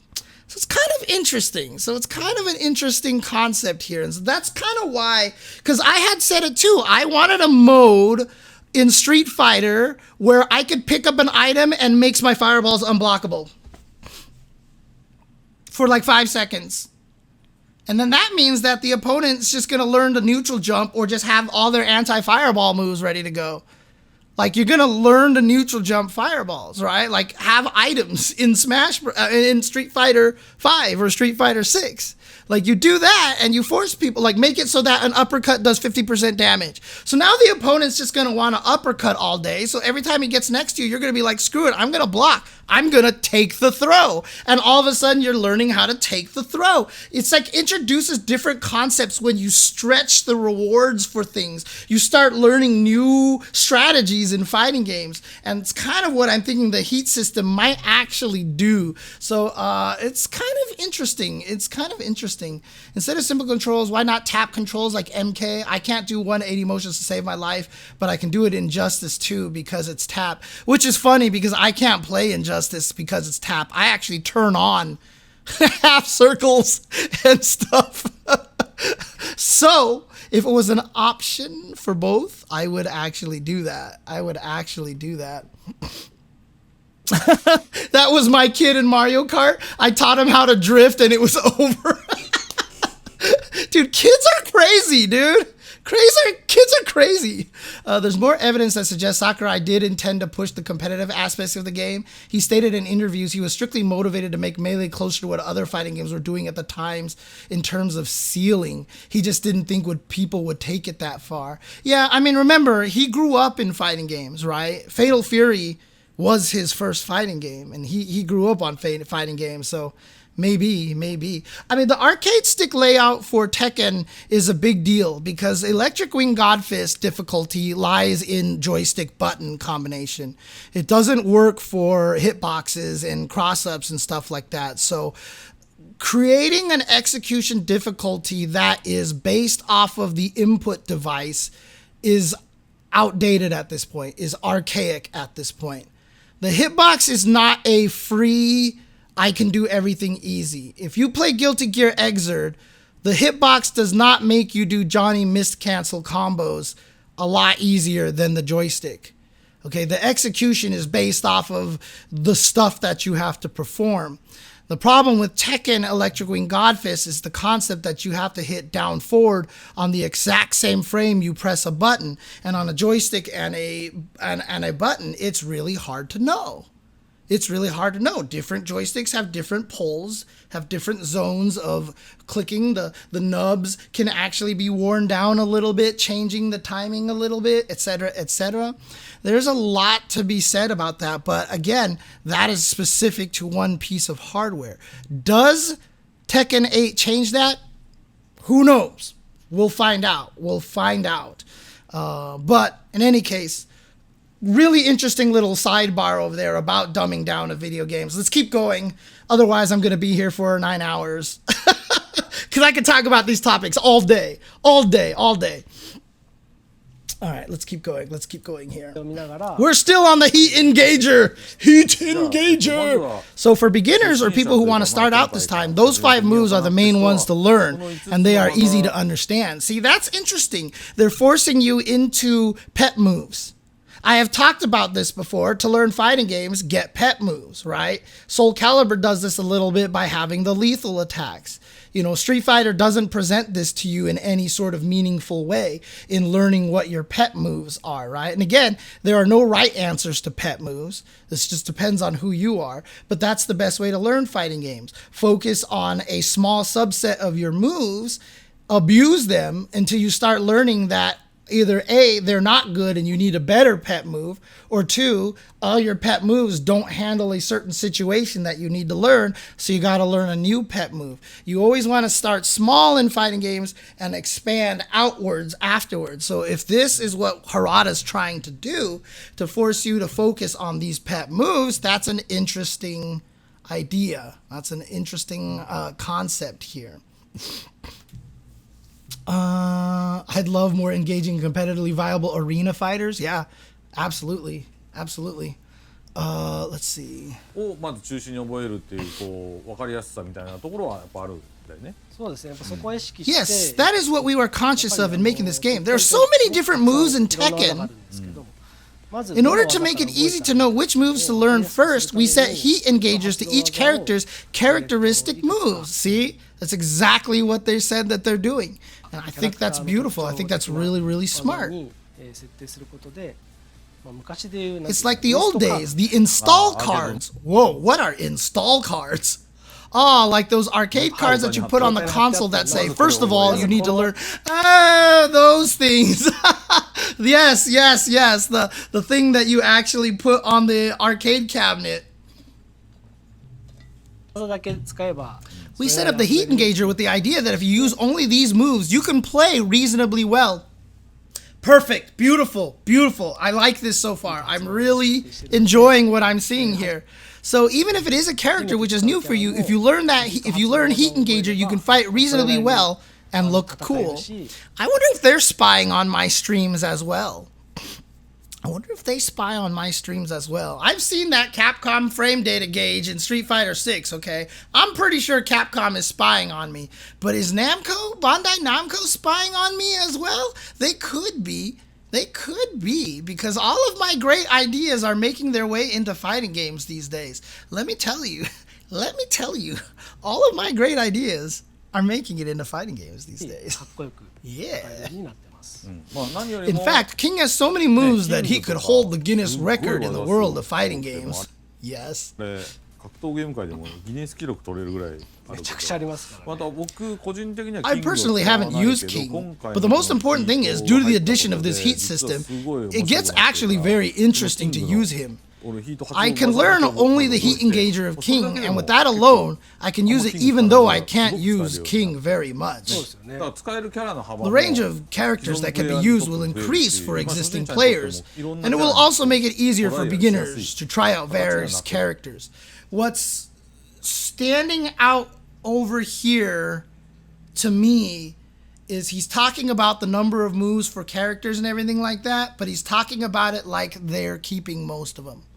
So there is no indication here, because if they were planning to take away moves from characters to reduce their moveset, he probably would have said something about that here. But the fact that he describes that everybody has a lot of moves and they're talking about it like in a present tense, they aren't reducing the number of moves, it sounds like. So, I mean, obviously, between Tekken's characters lose moves and gain new moves, etc., etc., but it sounds like they're not going to try an overall skimming of a lot of the extra moves. They're going to try to keep it so that the variety is there. They're just trying to focus you. They're trying to build in-game all of the YouTube videos that say, these are the 5 moves you should focus on first. You know, because there's like 700 of those videos on YouTube for every character. And this one, right, and it sounds like what they're trying to do is inherently build it into the game itself. So that's actually kind of neat. そうですね。まずはやっぱり Yes, first of all, learning Heat Engager is a shortcut to improving in Tekken 8. Really neat. I like this concept so far. I like じゃあ this 実 concept. 機でさっきのね Then, let's have the actual build explain a few more details, including the difference between Heat Burst and Heat Engager. はいじゃあま Yes, ず first of all, Heat Burst can be activated anytime where the heat timer is 存 present. 在していればいつ So right there on the screen, you see a full heat 発 timer, 動可能です。 and he activates the Heat Burst, which is just the raw activation, 相手 like に this. 振り下ろ This し is a feature such as activating heat while launching a slamming attack on your opponent. So it says on the slide, characteristics of each heat activation. Heat burst. Activating heat while setting up a slamming attack. It gives a slight advantage on hit and on guard over the 攻 opponent. 撃を仕掛けながら The question is, will most heat bursts be sidesteppable? And can they be sidesteppable on reaction? Or when you activate it raw, is there no ability to get away from it? Like if you're in range, like if you bait it out by sidestepping ahead of time or backdashing ahead of time to whiff punish it, maybe. But that's the question right there, is the frame data. If we're both neutral, standing right next to each other, and I activate Heat Burst, can you do anything to beat it outside of, for example, your Rage Art or maybe an armored attack or something like that? It's really, really interesting. That's a lot that we'll have to figure out as time goes on. でこちらの攻撃 This attack is は characterized by the 相 fact 手 that に攻撃を even if the opponent guards against it, you can move first, making it easier to continue the attack. So here you go, blocked. Oh, Jesus Christ, that just looks like a hit. させても自分が有利 Like, Law is just doubled over, dude. He is doubled over. Is that actually a block? Because that's also a chunk of health off of that as well. And yeah, then he just throws out the kick right there. And I don't know, maybe that was a hit. Was that a combo in the standing 4? No. Law definitely recovered first. And then just got kicked in the face. さらに、It can be used as a part of an aerial combo, so you can, for example, float your opponent and hit them with a heat と burst. しても利用可能ですので、例えば、So let's 相手 see. を浮かして Paul launch into boom. And oh, God, it's like a bound. It definitely looks like a bound. Interesting. Oh, that was Magic 4. Oh, okay. That was Magic 4. So in other words, Law tried to hit a button, got counter hit by the 4, standing 4, and that's why he was launched and knocked over, because it was counter hit. It was a Magic 4 situation. というような使い方をしています。覚えやすいワンボタンで It's easy to remember. It can be activated at any time with a single button and be incorporated into aerial combos. Also, you might concern that there might be off-guard moment if the heat burst attack doesn't touch the opponent. Actually, it is possible to cancel the attacking action and do nothing. Holy crap! So you can actually just go boom, zoom in. I changed my mind. Not even canceled into a backdash, not even canceled into a forward dash. He just does nothing. So if you want to activate at a long distance, you can use such a cancellation to enter the heat state, so don't worry. Dude, I'm calling it max mode, dude. 100% this is max mode. Does this mean you can incorporate this into aerial combos, which you couldn't do in Tekken 7? Yes, it will produce a bounce-like hit, so you can do aerial combos similar to those in Tekken 6, for example. Yep. Tekken 6, the game with Bound. Yep. So basically, it seems like, well, we don't know if they're getting rid of spiral hits. So Tekken 6, it was Bound. Bound was your one-time combo extender like ground bounce or wall bounce in a lot of other fighting games. Bound was the one-time combo extender. In Tekken 7, the one-time combo extender was the spiral hits that cause the opponent to spin when they fall. If it turns out that heat activation is the only way to combo extend stuff. I'm sorry, Tekken 6 was Bound, right? Didn't I say Tekken 6? I did say Tekken 6. Right, Tekken Tag 2 was mostly Tag Assault. So the idea is then if this is the only way to extend a combo, you could only do this once per round, and you really have to judge whether this is a good idea. Now, what makes this really important is that when you start it, because they're already in hit stun, that you are not losing any heat gauge. And so basically the guy is lying on the ground. Law is lying on the ground right now, and he hasn't gotten up, and that heat gauge has not started draining yet. That heat gauge did not start draining yet. So the opponent literally has to be in a neutral state or crouching or doing something for it to actually start growing. So in other words, if you stay lying on the ground, you let the opponent's heat gauge continue. Now, that's what I'm asking, Flashy Flash. That's what I'm thinking. Maybe Bound is limited to the heat state. And so what that actually makes interesting is that now you only get a one-time use for extending your combos, your juggle combos, right? And so what a lot of people said was that what Bound and Spiral really kind of did that a lot of the top-level Tekken players kind of got frustrated with was before, in older Tekken games, there was really this idea of, do you do corner carry combos or damage combos, right? A lot of the times you would use different combo routes if you wanted to do damage, or if you wanted to push them towards the wall, you could, choose different combos. The problem with Bound and Spiral attacks is that in Tekken 6 and Tekken 7, and again, correct me if I'm wrong, Tekken experts out there, but this is what I have been told, Bound and Spiral attacks kind of made it so that the highest damage and the corner carry were the same combo.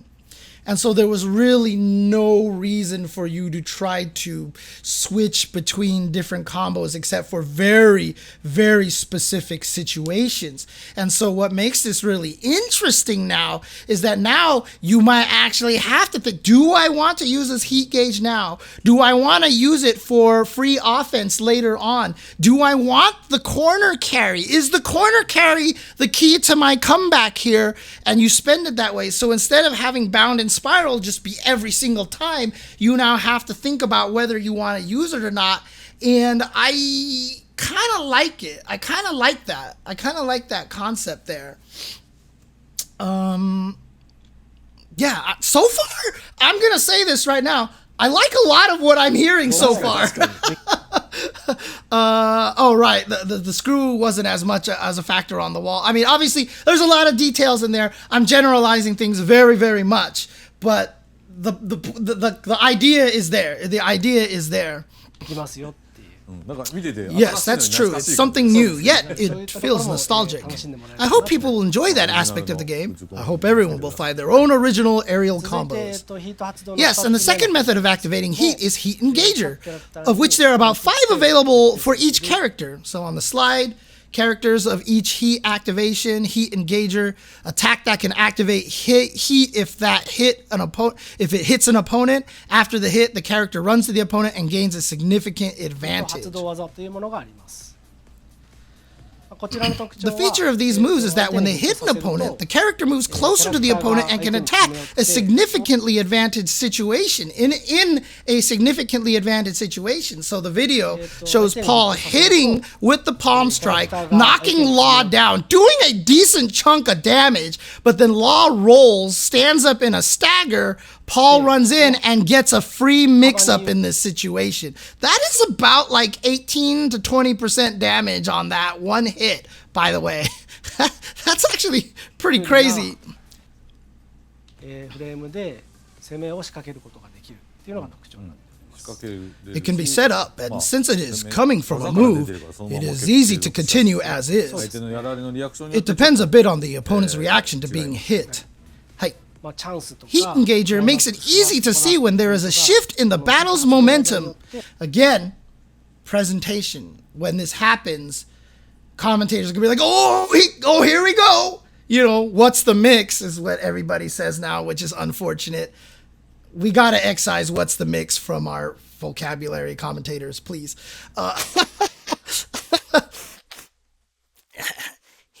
But again, very obvious when stuff is happening now. And yeah, Paul runs up and then does the signature 3-hit Paul move, which starts from a low. And, you know, you get that mid-low mix-up. It's a free mix-up for you, which is really, really scary. Let's see, is that the set? Yeah. Okay. When the heat engager hits, the attack is sure to continue, and it is the starting point for such tactics, so it is easy to understand. The important part to mention about this is that if the heat engager hits, you don't get a combo, you get a mix-up. So in a way where you're like, man, that's kind of cheap that you get a free mix-up off of that, you could still block that. They definitely could have made heat engagers launchers, which gave you combos, which would have been significantly worse. So, as much as you want to be like, that's stupid to give the opponent a free mix-up, at least it's a mix-up. And honestly, I've said this before, NRS games having that special hit stun that you can block but can't be hit, similar to guard breaks in Strive, I feel like is a really important mechanic that has not proliferated through a lot of fighting games and is starting to become more and more popular.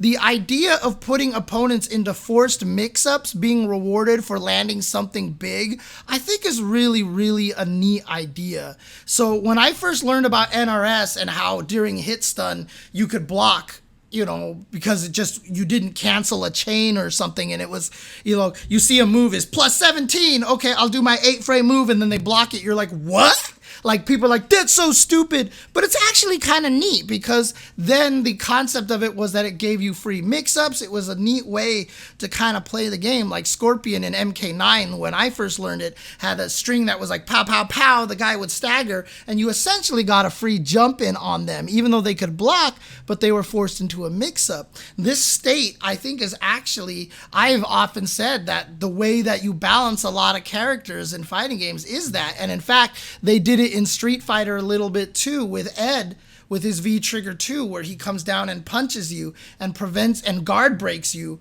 giving him the plus frames, not fast enough that he could actually hit you, but fast enough that he has the plus frames and you can't V-reversal it, right? So even Street Fighter 5 was starting to implement that a little bit, and so it's really, really interesting. It's gonna be really fascinating. And again, like Harada just said, it's easy to understand. So if you block the heat engager, if you're the opponent that blocked it, you know you're in a mix-up, you understand I shouldn't hit a button, right? You just like, oh, I shouldn't hit a button. And so it's kind of like the obvious plus frames there. So, as explained earlier, the bonus time for overwhelmingly offensive gains is called heat system. During this fixed time of reinforcement, it is possible to create a starting point for tactics and offense. Please explain in detail what kind of offensive tactics and starting points are available. There are three main things that can be done during a heat. So here the slide shows heat system, what you can do during the heat state, can take special actions, even if guarded, damage can be inflicted as recoverable gauge, and character personalities and characteristics are enhanced. One is that you can perform actions that are exclusive to the heat state. Also, when all attacks are blocked by an opponent, there is a chip damage type of action that can be performed during heat. Then, this is then left as the recoverable gauge that I explained earlier and remains in the opponent's health. There is also a feature that enhances the character's specialty and characteristics, which I will explain in more details. There is a marker next to the heat timer that looks like an 8, also looks like chain. Yeah, I saw that. There's two little 8 symbols. Well, actually, when you activate it, now there's one glowing one, and there's one that's still remaining dark. Interesting. Can you explain what that is? The chain-like icon next to the heat timer is called heat energy and is used for special actions during heat. Great. All I'm going to think of is now is when these characters in heat, I'm just going to think of... That's all I'm going to be thinking about now. Oh, man. There are two exclusive heat actions you can do. One is to perform a powerful attack such as Heat Smash. Now I just need Captain America meme, right? And Heat Smash. This is a move that can be only performed during... God! They really throw in these like 2-line long sentences and give you like 1 second to read them. This is a move that can only be performed during this heat timer activated during the heat state, right? That's right. And one of them can be performed by consuming this 8 energy, right?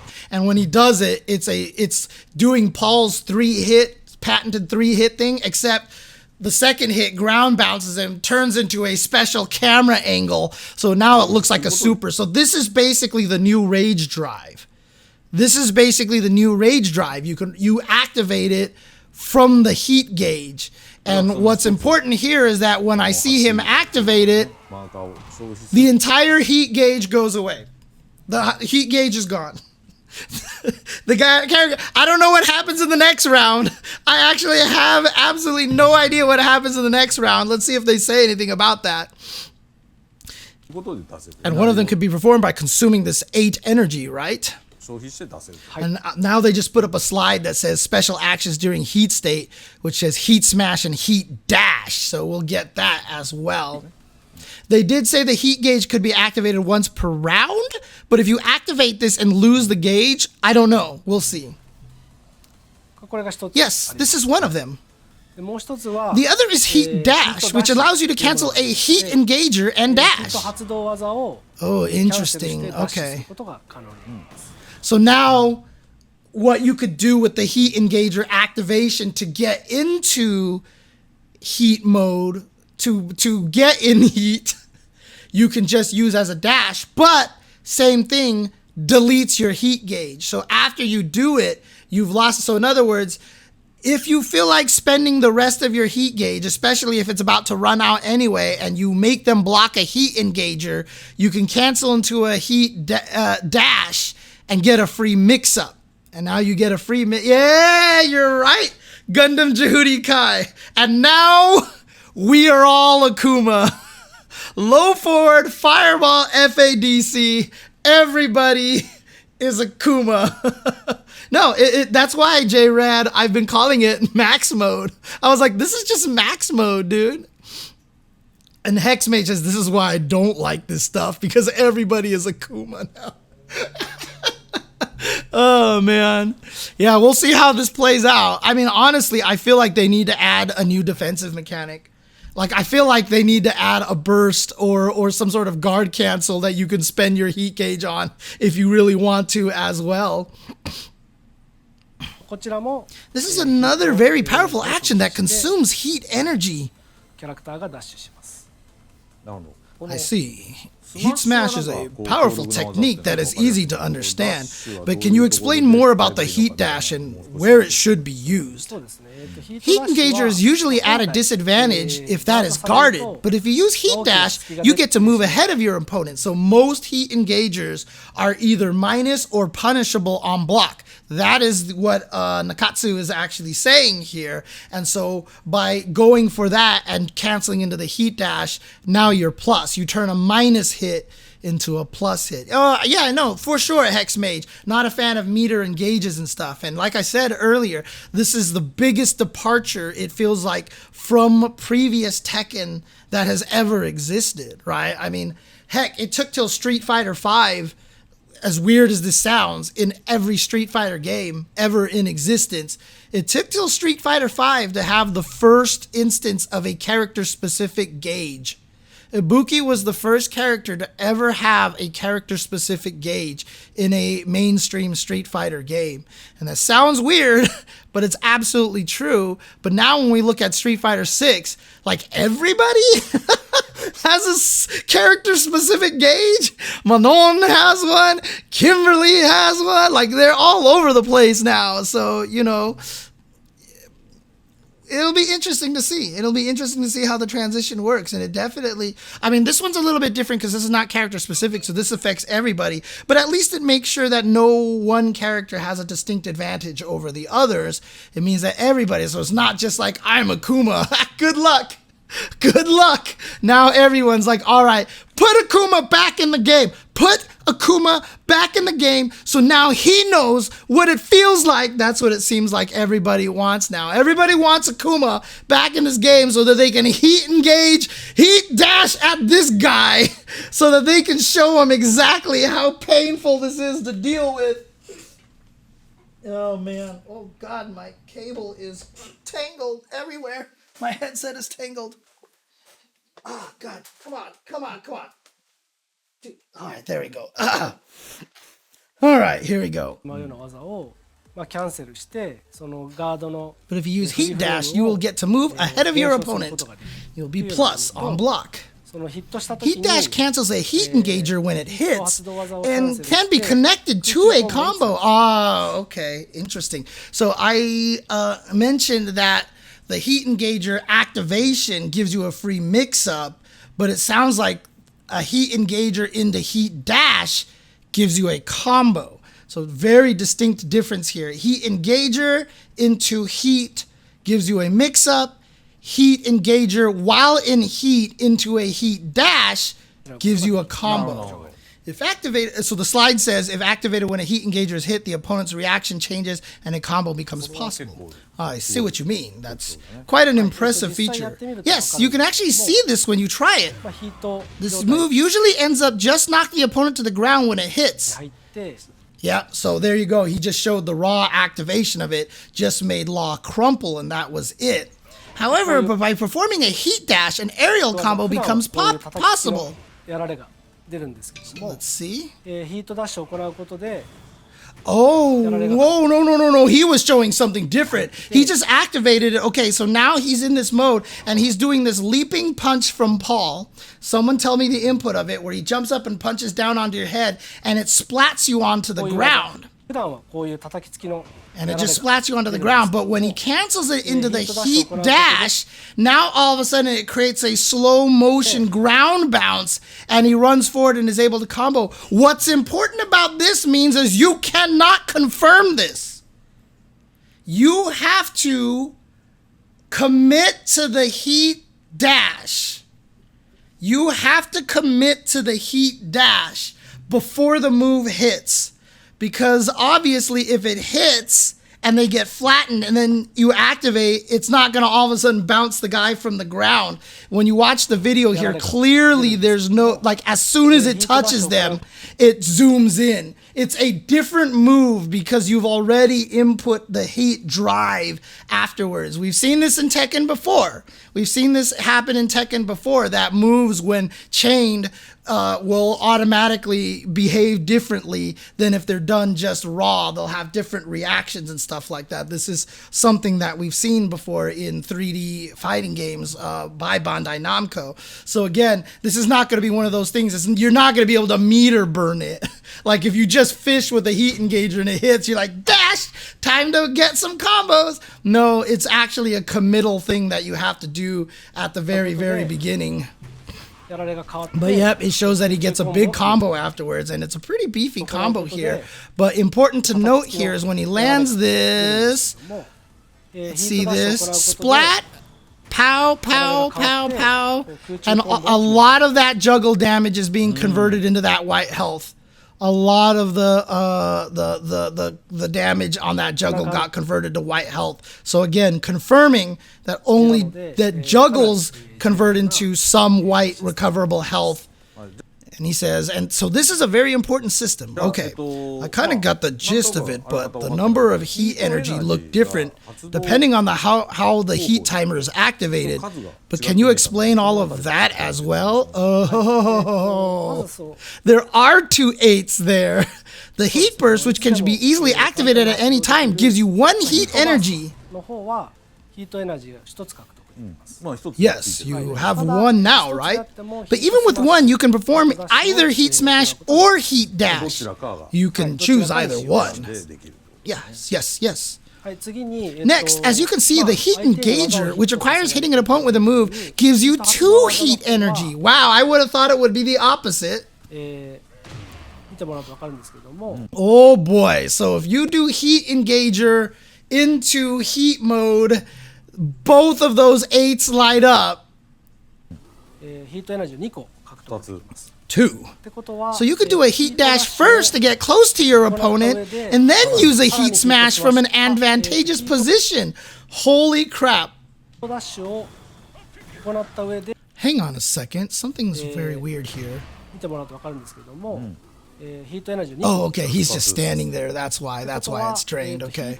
Boom. So yeah, only when the second one is activated does the heat gauge go away, basically. Wow. Oh, I see. That's very powerful. Of course, it is also possible to use heat dash twice. However, you can only use heat dash once in an aerial combo. Oh, interesting. So if you juggle, you can't actually heat dash a second time. Interesting. I wonder why they just didn't let you. Why not? I see. So it's a matter of tactics and how you use it. If you get a chance to hit a heat engager, you can damage your opponent and gain 2 heat energies. So it says heat system here, addition, heat burst +1, heat engager +2, consumption, heat dash is -1, heat smash is all. Oh, so heat smash kills it no matter what. Heat dash is always -1, but on a heat burst, you've only gained 1, so it's over. But on a heat engager, you get 2, so you get 2 potential heat dashes, but heat smash always drains it. What's important about this, though, is that if you get it on a heat engager, that means if you start doing a sequence and then land a heat engager again and then dash cancel it, you're still in heat.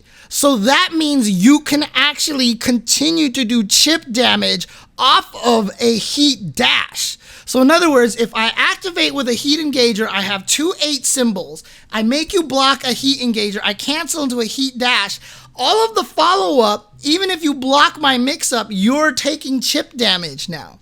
You're actually taking chip damage. So this could be a way for you just to try to chip someone down to a point where, like, if they have very little life left, you can chip them down to 0 health. So now that basically an unblockable low will kill them, right? So instead of being able to take 2 or 3 unblockable lows before they die, you use your heat engager into a heat dash and then basically get free chip damage off of the heat dash. So this is some interesting resource management here. And yeah, this is interesting because Hexmage is talking about this, right? Doesn't like having the gauges and stuff. And yeah, resource management is not something that has been a major concern in Tekken games in the past. This is the first time that resource Rage is a resource management. I lied. Rage since Tekken 6 and Tekken 7 have been very much resource management. So it's different kind of resource management, but this is definitely adding a new layer of resource management here. Interesting. Yeah, heat engager, they said most characters average around 5. If you get a chance to hit a heat engager, you can damage your opponent and engage 2 heat energies. You can then design fun aggressive tactics like how to attack an opponent afterwards. Well, if you use Heat Smash by itself, it means you can also use it like a so-called Rage Drive. Exactly, because the Heat Smash is a really powerful attack, like the Rage Drive in Tekken 7. If you want to damage your opponent well or want to attack them, I think you can get a great return by actively targeting the Heat Smash. On the other hand, with the Heat Dash, you can use tactics such as combining it with an aerial combo to inflict massive damage or push the opponent to the wall. Yes, I think this is where the individuality of the player comes into play, on the point of how they manage the heat energy. I see. Must be quite challenging just to master this system. Yes, depending on the player's style, there are those who save their energy until the end, or those who smash the heat the moment it becomes hot. It shows your personality. Yeah, I agree with this. Again, this is why I like the drive gauge in Street Fighter 6. Because I think the drive gauge in Street Fighter 6 is really going to showcase what a lot of people do. Like, interesting stats are going to be how often someone goes into burnout, how often they use EXs, when they use EXs, etc., etc. I really like, I'm kind of on the opposite side of Hexmage. I've always said if I made my own Street Fighter game, I would make it extremely resource heavy.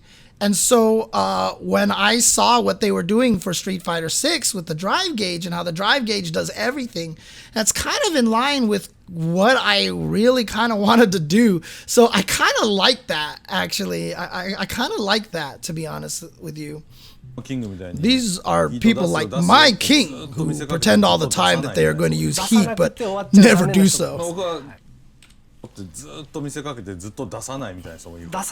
It would be very unfortunate to lose and not make use of the heat system. Now this is the new don't die with a heat gauge. That's usually the case with me. Well, oh, dude, trust me, we've been stopping and discussing things forever. I've been streaming for 2 hours and I'm only 22 minutes through the video. So we've been talking a lot here. We've been talking a lot. Can you explain a little bit about the heat system, like an effect that is common to all characters and attached to it? As you can see from the health gauge, the amount of damage the opponent guards turns into recoverable energy. Yeah, so again, all the attacks he's doing are chipping away at the health over there. That is quite a lot of damage. Therefore, it is important to take advantage of this chip damage. Yeah, this is going to be huge. This is massive. But again, a lot of this is scary in a vacuum. We always have to remember that this is once per round, right? And so we have to remember that this concept of once per round is going to make, we'll probably see it a lot if it is once per round. At least it's not once per game, right? So we're definitely going to see it a lot. And not only that, since both players have it, we'll probably see a lot of heat gauge. And in fact, there are probably going to be some matches that will spend like 80% of the time in heat if the character actually lands their attacks and kills off of it. Like, we could potentially see matches that are like start the round, heat engager, heat dash, and then bam, bam, bam, you're dead. And then it happens the next round and back and forth. And there could be some matches that may end up being mostly in heat. So we may see that a lot. I'm really curious to see how this plays out in an actual match. Just like when I first heard the drive gauge in Street Fighter 6, I was like, really? How often are people going to be in burnout? People are going to be really careful about not letting themselves... No, dude, people are burning themselves out all over the place. Like, I'm just going to EX because I can extend my combo burnout, whatever. Like, burnout was happening a lot. It was definitely more in play than I thought it was going to be. So I'm really interested to see how this heat is going to play into the match. Because honestly, right now, in a vacuum, this sounds really powerful. And like I said, I feel like 80% of a match might just be in heat. But here's the other thing too. If you have a heat gauge and you spend it first, I feel like you kind of give your opponent an advantage, right? Although you can't use heat to counter the heat, so it really doesn't make much of a difference, but you know your opponent always has this extra option for the comeback. So if you use your heat gauge to get a big life lead and it doesn't kill, and your opponent still has their heat gauge, you know, now it might just be the point where it's just like trying to kill with a super in Street Fighter 5. Maybe people just save the heat gauge until they know it kills them, or they need a desperate comeback kind of situation. See, these are all things that are going to play out very differently in an actual match than what we are just judging here on a piece of, like, on paper, basically, right? All of our theories and stuff like that are going to change very differently once we actually see the game in action. And again, if you activate heat and all of a sudden you get extra aggressive because you want to do chip damage, and that makes you super vulnerable to losing your turn and getting counterattacked, and you go 1, 1, 1, 2, 1, 1, and the opponent just high crushes you and kills you, it might not be as effective, and the 10 seconds may run out much faster than we think. So again, it's going to be really interesting to see how this all plays out in the game once the game is actually played. Is it possible to be KO'd with the shaving? See, I was going to ask that question. So can you die by chip damage? It is not. So if you leave a recoverable gauge for the opponent, or rather it remains. So if the opponent attacks back aggressively, as it was mentioned earlier, his health will be restored, but if he is on the defense, he will be left to cut down. That is how it is. I don't think that translation was particularly strong. I don't know what that sentence meant. It means losing a lot of energy, and that will make... Oops. And that will make it impatient. Because they call it the heat system, and they gave characters an aura. It feels like it's leading towards a Yakuza guest character. Oh, is that something you can do in Yakuza? I don't know. I've never played any of the Yakuza games, so I think there are common and character-specific effects during activation of the heat system. Yes. At the beginning, I explained the direction of the goal as the battle, but I wanted to develop the character's individuality and characteristics more during the heat. So it says here on the slide, effects during the heat state. During the heat state, certain moves are greatly enhanced according to their character's specialty and characteristics. Like, for example, if you make it so that my giant swing with King is like always does the you didn't tech it damage, that would be pretty sick. For example, about Paul, there are keywords like one-hit kill as the power-pushed characters. For example, a move that would normally have a guard advantage with a hold input may be able to guard break the opponent when in heat state. So they just showed the elbow into the palm strike for Paul. And now here's the activation. Oh, I see. Then, when a guard break disrupts the opponent's stance and an early attack is a guaranteed hit. Wow. So here we go. So basically, after it charges up, when he does the fully charged palm strike, it put Law into... It's kind of like when King does the push. You know, the push thing, and even, is it like that one? No, because it's actually just they're in a vulnerable state. You just put them in a guard break and they can be hit out of this. So they show Paul actually comboing a 1-2 afterwards. He does go into the low afterwards. Obviously not a real combo. You can block that, so that's not a real combo. But you have to deal with the mix-up after the 1-2. So you 1-2, and then Paul has the ability to follow up with it, and then he get hit. I don't think that was a natural combo in the video displayed here, but the 1-2 was definitely guaranteed. はい、そうです。 Ow! That's right. On the other hand, Law is a speedy character and a great rusher with a lot of moves. And in Tekken 8, he has nunchucks, and his nunchuck attack is very strong. Oh, is he going to fight with the weapon the entire time now? Even though the nunchucks are strong. Oops, hang on a second. Even though the nunchucks themselves are strong. Yes, the nunchucks are strong, but the effect is that the nunchucks are further strengthened. When the nunchuck attack is made only during heat, the normally downed reaction of the attacker is suddenly changed to an aerial combo attack, making it much stronger. So here we go. He just launched with the nunchuck. Dude, he's actually just maxi now. He has a down forward B launcher, dude. That's exactly what that is. It's just a down forward B launcher. Yeah, okay. So when it hit raw, it just downed the opponent, and you couldn't do anything about that.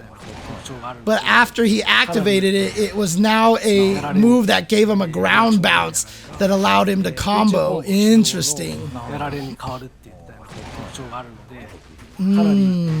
Okay, so it just buffs certain moves. So there is a lot of character-specific stuff, but again, if these moves get buffed, once heat is activated, players will lean towards those moves because they're stronger, just like in Soul Charge. That's exactly what this is. This is Soul Charge. Let's call this what this is, okay? This is Soul Charge right here. Suddenly moves become launchers. Suddenly I get new moves that I didn't have before, etc., etc. So it's basically the same kind of concept as a Soul Charge. Also, King is based on pro wrestling, and since he has pushed as a muscular character, a quick forward running action has been added. But if that action is in heat, it will change Power Crash. Oh, it will become a Power Crush move? That's what they're called, not break attacks. Oh, so he could just run? So they just showed King run forward, and he got punished. He would rush forward if he had to take a jab or something. But now in heat, when he runs forward, it will be like, okay, that doesn't matter. Run towards an opponent, and you could force a mix-up with a throw and a middle attack. Wow! He just absorbed 3 hits of armor! He just absorbed 3 hits of armor! Blink, blink, blink! And then throw, blam! Yo! Each character has its own effect, and we will be releasing more information about that in the future. Do all characters have different enhancements? Yes, we are making adjustments based on the character's personality and the points that can be strengthened by the input.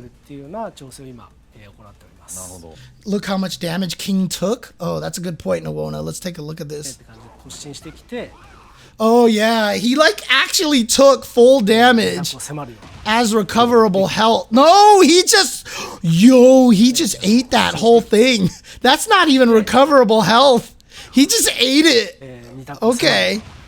So there you go. So in other words, actually then activating King's heat late in a round might not be a good idea for him, because then you don't have as much health to absorb with your armor. That's really interesting. So for King, it might actually pay to activate early, spend and use it early on, and then try to finish the opponent off. See? That's cool. That's cool. I like that. Each character has its own effect, and we're releasing more. Oh yeah, I already said that one. お楽しみにって。 Yeah, but remember, Bliss, that's not a power crush. That's just a run. That doesn't attack. Like, it's just a run. That's just a run. So it's not like it's going to hit with the shoulder. That run animation just absorbs hits. So basically, you will take a lot of damage in that situation. Like, someone's going to record a video of Brian going to the run just to see what happens to poor King when he runs through that. Someone is going to record that. That's going to be one of the first clips that's going to go viral when Tekken 8 comes out on beta and Brian and King are available. I guarantee you. I guarantee you. Yeah, Fuerte had an armor run like that. 各キャラクターごとに Do all characters have different enhancements? キャラクターの Yes. Oh, I already read this part. なるほど So it's all about the characteristic of the characters attacking and playing style. 遊び方の特徴だったりに合わせてやる Yes. なんで During the heat, you can do a lot of different things and have more variation in how you attack. So it's a lot of fun. This is massive, dude. This is huge for Tekken players. This is actually turning Tekken more like 2D fighters than it's ever been, I feel like. Just with this concept of meter management and having all this very like weird power-ups, V-triggers, all this stuff like that. It's really interesting. I know the people joking that Soul Calibur 6 died so Tekken 8 could run. I mean, it's kind of true because Soul Calibur 6 was one of the first ones that really added like a max mode, like a V trigger, etc., etc. It was really kind of like unique in that way. So I wonder. Okay. That side that guards when heat is activated is at a great disadvantage, of course, because they are being shoved or pushed in. But from the perspective of the side being hit, is there a point at which they could successfully fight back? The basic advantage frames of moves have not changed, so better to guard on this situation, just let it pass, and make a move of your own. So he's basically saying that there is no guard reversal or something that you can do in this situation. Take the mix-up and try to live. I see, so you have to insert your hands where you can insert them properly. Yeah, so he's basically saying you have to know when your turn is, and you can't just wait and see what happens. No, actually that he means that you do have to wait and see what happens. I think the translation's a little off. If you just wait and see, your chip will be cut off, so you should make a move as much as possible. Oh god, Power Crush has also been enhanced this time and is easier to use as an interrupter. Aha! There you go, Power Crush. So it is recommended to make Power Crush move when you read that your opponent is going to make a move. So obviously you might not be able to get the Power Crush out after the heat gauge is activated because you're in stagger state. But anytime there is a gap, it sounds like Power Crush might be stronger than before. I think Tekken mainstays are just getting shell-shocked because Tekken has just been Tekken 5 for the longest of time, says Silas, whereas Street Fighter 6 is another game in a long line of different games. Yeah, no, that's actually one of the best things about being a Street Fighter fan. I'll say that biasedly right now, is that we're used to the game just being, I mean, even Alpha 2 to Alpha 3, they're like not even the same game, right? Alpha 2 and Alpha 3, they're in the same series, and we can't even consider them the same game. They're two completely different games, right? And so we're just used to our games changing a lot, and that's kind of good. Because the best thing about it is if you like old games, go play the old games. And especially if developers are like ArcSys and then they fucking put rollback into Xrd. I mean, God, I still think that is one of the most crazy things that a fighting game developer has ever done. Putting rollback into the previous game when they're selling the current game. But God, if we have companies like that, man, I mean, and they hinted that Arika is continuing work on Tekken 7. Maybe they might actually put rollback into Tekken 7? Real rollback? More than 3 frames? More than 3? Oh, man. に使いやすく Yeah, Street Fighter definitely has that problem where it changed a lot of characters, and they learned that was a mistake in Street Fighter 3, which is why in Street Fighter 5 and in Street Fighter 4 they just brought everyone back. In Street Fighter 6, they're trying to make sure they do the same thing because the original 8 characters are all back already on launch. So obviously they're very cognizant of that. くなっているので、なるほど。相手のこう手 That kind of tactic can be recommended. So for both attacker and blocker, the moments have to have some movesets are increased. The moments to have some 手を出 movesets して are 読んだ increased. らパワークラッシュを出すとか、なるほど。そういうのもおすすめなので、お互いに手を出す瞬間は、増えるようになってます。パワークラッシュは It is important to note that Power Crush has been enhanced, but the system of Power Crush is that you also make a move while receiving an opponent's attack. So you have to be prepared to take damage. You have to be prepared to take a certain amount of damage, but it's better than just being cut down, so you still have to interrupt your opponent. You have to be prepared to take damage, but the big difference between this time and Tekken 7 is that the damage you take remains as recoverable gauge, so you don't just take it. Oh, interesting. Power Crushes have been buffed.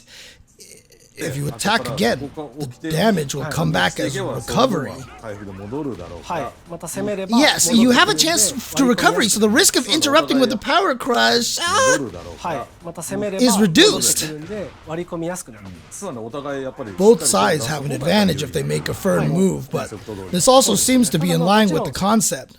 そのバックダッシ But ュ of course, defensive actions such as backdash and sideways movement are also effective, so you can either attack or push back. Interesting. Arika, the developers of Fighting AX Lair, are working on the netcode for Tekken 8. I'm not sure how good that game's netcode was, though. People have said that EX Lair was good, but I swear that thing also said that they are going to be doing some work on Tekken 7 as well. Didn't that statement say something about Tekken 7? まあ今まで通りガードしてバックダッシ Yeah, ュ they are. Okay. 様子見するもいいっていうのも Or you can guard as before and wait and see with backdash and sideways movement. いいところはちゃんと残してます。 I see. You could use the same techniques as before, or you can use the enhanced techniques to insert yourself into the opponent's head. ですね。なんで The defender will be at a temporary disadvantage, though. This, of course, is all after the heat gauge activation stuff, where you're staggering and stuff. Well, of course they will be. If you can survive one attack or defense, you can make up for it by making a move or by doing your own defensive actions as well. So you can rest assured of that. So basically, they're saying once you're put into that stagger state, you got to deal with the mix up, and then if you survive, then you do. Yeah, so basically what we've been talking about this entire time. So 聞き直しもできるので、まあそこは安心してもらって大丈夫です。 8 Tekken 8 Aggression. It seems that there is a new style of playing with the controller this time. Controller style, says the slide. はい。This time, 2 controller styles are available. Whoa! Arcade style. The slide says arcade style and special style. Authentic Tekken traditional playstyle with a high degree of freedom on arcade style, and special style, which the slide says the easy combo and assist features of Tekken 7 have been combined and evolved. Interesting. So all those things that they added with the auto combos and the buttons leading to certain specific moves have all been combined and put into their own special selectable style. Interesting. Okay. スタイルを2つ用意しています。一つは One is the traditional Tekken controller, which is named arcade style. This is natural.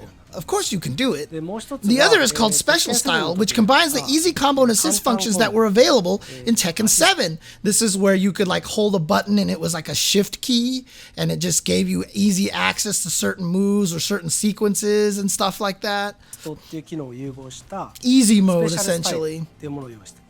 And again, this is really interesting because I swear this is the first time really that the Tekken franchise has been trying to do a lot of this. Obviously, they did this in Tekken 7, but from the get-go, this is definitely something that they are very, very much paying これどうい attention うものか to. っていうと Each button has a recommended move for that えー character. その Just by キャラクター pressing の that attack button, you can play the おすすめ game 技 like an action game. So special style, the slide says each button has a recommended move and combo for each character.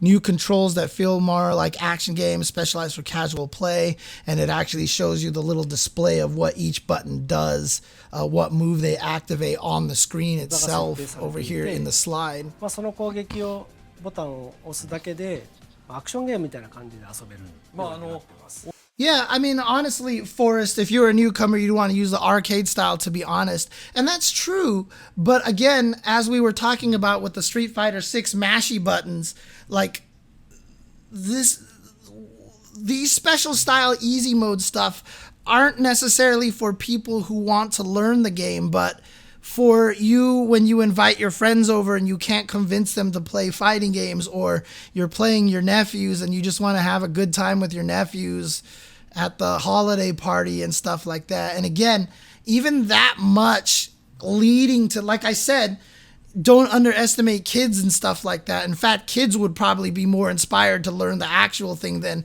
other adults are, because other adults just have no time. But, you know, like, just having that being an onboarding process is an important thing. Onboarding is one of the hardest things about fighting games, to be honest with you. These kind of things out there are not for the people who want to learn fighting games and want training wheels.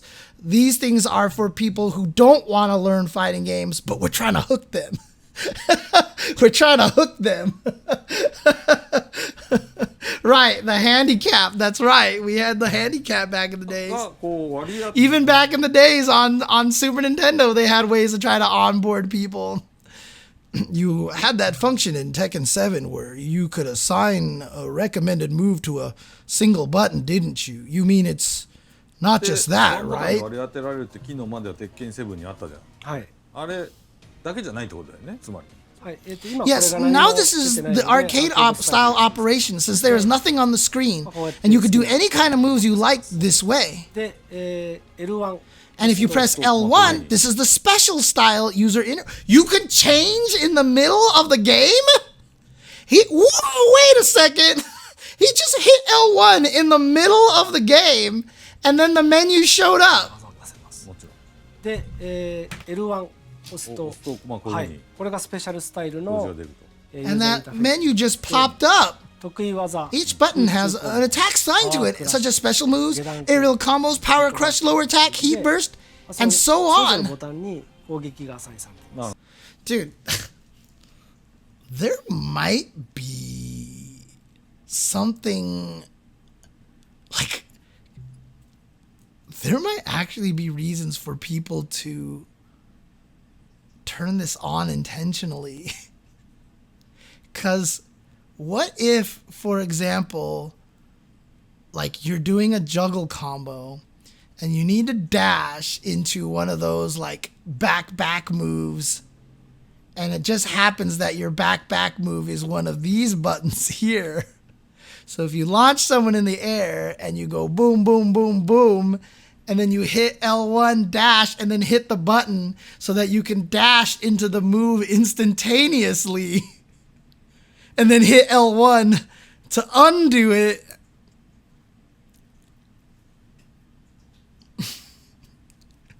Things that make you go, This is how a fighting game player's brain works, okay? I try to find a way to cheat and break everything, okay? This is what happens when you've been playing fighting games for almost 30 years. You want to break everything.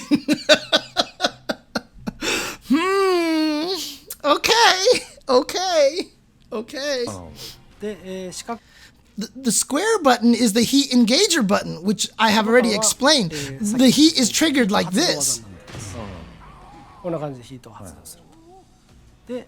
And with R1, you get heat smash. Of course, it's easy to do.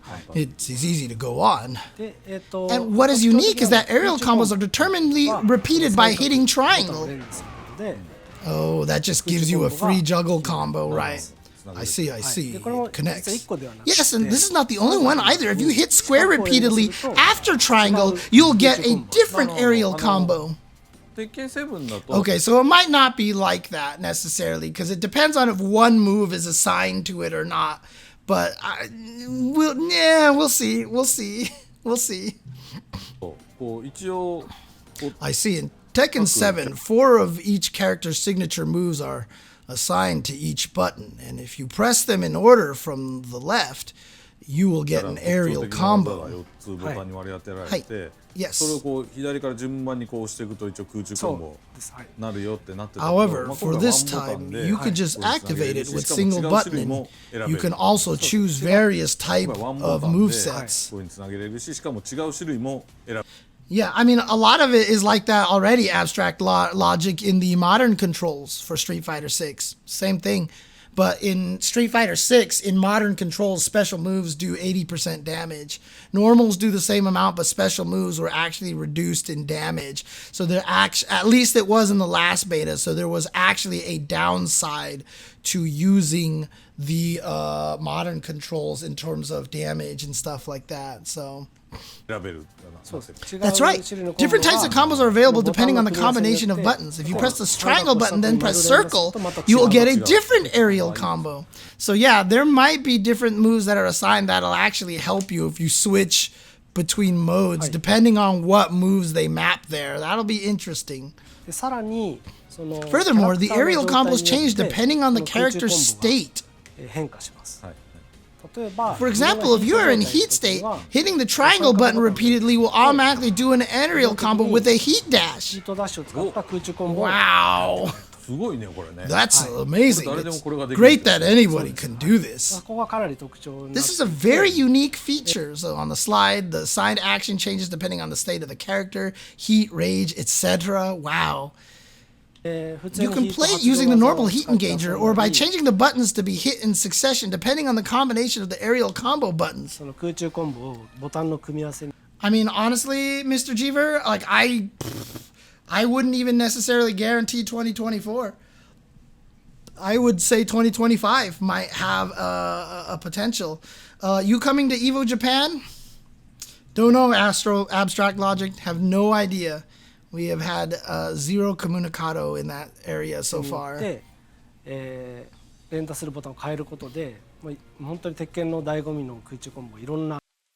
No, honestly, Abstract Logic, I'm actually leaning more towards might not happen, but we'll see.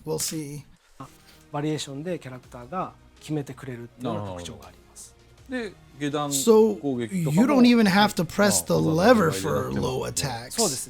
That's right, even for low attacks. You mean the character could perform a low attack that matches the character's characteristics? Yes, that's right. The attack set includes the basic of tactics, such as to break the opponent's standing guard, first try a lower attack with the circle button. Or if it looks like the opponent's going to make a move, it's power crush, X button. Let's interrupt, and so on. When you try to attack an opponent, apply a heat engager with the square button. And then aim for the triangle button for this aerial combo to take more and more damage. This kind of play is possible. I see. Then there was a system like that one in Tekken 7 where you could easily assign moves. You could go back and forth between the normal controller style between the two in real time in the game. Of course you can. It comes up on the toggle button here. God, that's so crazy. If you play the game with arcade style and you are still unsure of the character's moves and which one should use, you could just press the toggle key. Wow, they really are just talking about it here. If you don't know how to use the heat timer, you can just use it special style and press the guide button repeatedly. The special style is like bicycle's auxiliary wheel. I just mentioned it's not like training wheels, and he just said it's just like training wheels. Damn it, Nakatsu! Damn it, Nakatsu! Damn it! Damn it!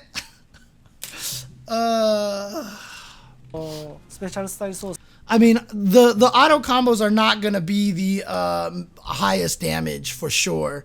There's going to be better damage juggles, so the pros are definitely going to distinguish themselves that way. Yeah, I don't think they're going to be the max damage.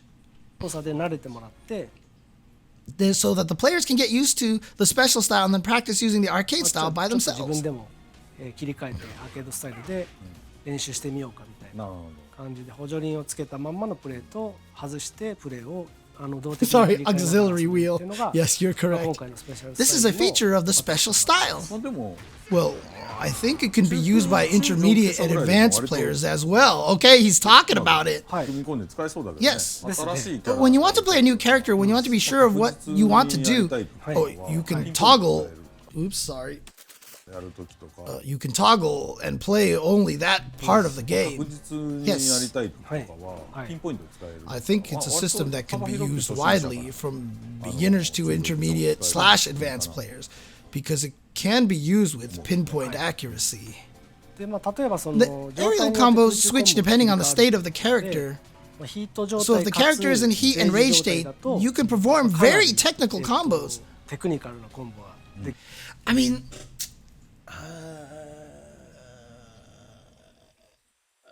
don't like it. Don't like it.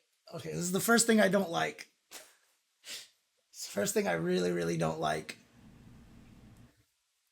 Mostly because if you know a simple combo is going to kill and you get a launch, you can hit the button and then just mash a button and it'll do the combo for you, including the heat drive, the heat activate, the heat dash, all that stuff.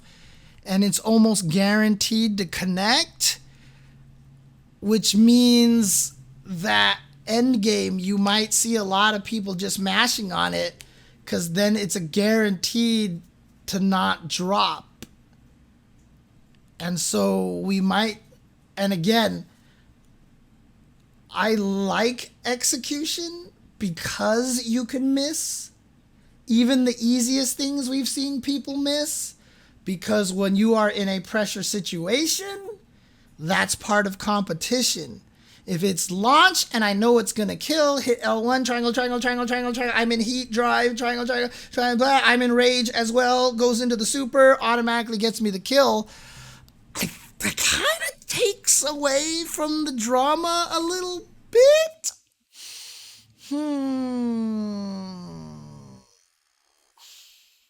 Oh, I was definitely at the last Evo Japan. I was definitely at the last Evo Japan. So, but this is gonna be interesting. I mean, Harada in here is literally saying, you know, advanced players could take advantage of it too, and they're like, yes. So interesting. Okay, we'll see. We'll see what happens. It might get to a point where there is a rule on tournaments that you can't use it, because if it is the shift button, I'm sure they're going to let you be able to assign which button the shift is, and maybe in tournaments, when you do your button check, you just turn it off, and anytime anybody activates it, they have to forfeit the round or something. That might happen. So again, we'll see what happens. We'll see what happens. のでそれも今ちょっとお見せします。 Whoa, what if it OS is on slow-mo? Is that something that you can do in Tekken 7 with it? Yeah, see, he's just mashing triangle here. Look at this. Look at the damage that he's doing on this. Look at this. Is Paul Punch. So he just did about 40% damage with that. So if you have your opponent down to like 30-something percentage, and he didn't even have heat activated at the start of that combo, did he? Oh, he did it off of a heat engager. Yeah, so if you see it hits and you activate it, wait a second, why did that give him a combo? No. Is that a true combo, or is that actually just a mix? That was a mix. So if this launch, if the hop kick hits, you can just hit L1 and then just start going triangle, triangle, triangle, triangle, triangle, triangle, triangle, triangle, and do 40% damage. So it'll be interesting to see. Like I said, tournament modes might make it so that you can turn it off or something, and people will by default turn it もちろん off. 例えば Of course, this バーサスモード can be used in example, for example, versus mode or the story mode, which I already mentioned is available, or in other modes such as online matches, online ranked matches, player matches, etc., which everyone is interested in. Can this be used in multiple modes? プレイヤーマッチとかああいうとこでももちろんこれは使えるの Okay, well, he's asking. Of course it can be used. Basically, this function was created to control the character in a very stylish way, so it's very useful in story mode where you can control various いろんなキ characters. ャラを操作するところでもすごく役立つ機能ですし Well, yeah, I mean, Paul should be doing more damage, but my point is if you know it's gonna kill. 対戦で、これだけ使っても楽しめるように作っているのでなるほど、バーサスモードであろうが、オンラインの対戦であろうが、特に使用制限は設けて We also made it you can enjoy using it even if you are playing with other players, so there are no restrictions on its use, whether in versus mode or in online battles. There you go. There you go. He just said it right there. And it says Special Star doesn't require to memorize or practice commands in advance, allowing players to easily play each character, switching between special and arcade style gameplay in each mode while keeping its thrill and exciting experience. This is probably the first of this whole entire presentation. So I see. いいね That's great. You can enjoy quite a variety of characters, and it looks like people of all skill levels will be able to play in a wide range of different modes. Yes, I think it'll be easier to play with other players, so you will be able to play online or in the online or in the offline tournaments that will be held in the future. Wow, he's even just saying use it in tournaments. And use it in tournaments. Yeah, so you will be able to play online or in the offline tournaments that will be held in the future, and you will be able to join in special styles. そうねそれで So 大会とかも there ある is a 程度ここま possibility でい that け you る can 可 get 能 to a 性は certain ある point in competitions and 全然 such. その Yes, I think you will be able to feel that this way is stronger until you get better at it. So you can play that way for a while, and then you will be able to play in the competitions. And again, good players will figure out how to use these things. Beginner tools can always find ways to be used by good players in tricky 上手 ways. くなるまではこっちの方が、強いなみたいなところが実感できると思うなるほどしばらくはそっちでやっといて、ある線から Well, of course, from a certain point. God, so しばら fast. くはそっちでやっといて、ある Well, of course, from a certain point, you have to be able to operate it 線からは properly. もうはい、壁にはぶち当 You're たるだろう going to hit a wall, but up to that point, sure, it's a pretty good system if you look at it as a boost. How would you contrast this with modern controls? Because modern controls don't do auto combos for you. That's why. This one is different because this actually gives you the auto juggle combo. So like I said, if I launch with somebody and then I see that if I know that they are about to die, like let's say I'm king. Let's say they're at 30% life and I have a rage activated. So I know if I hit them with the knee, they're going to die.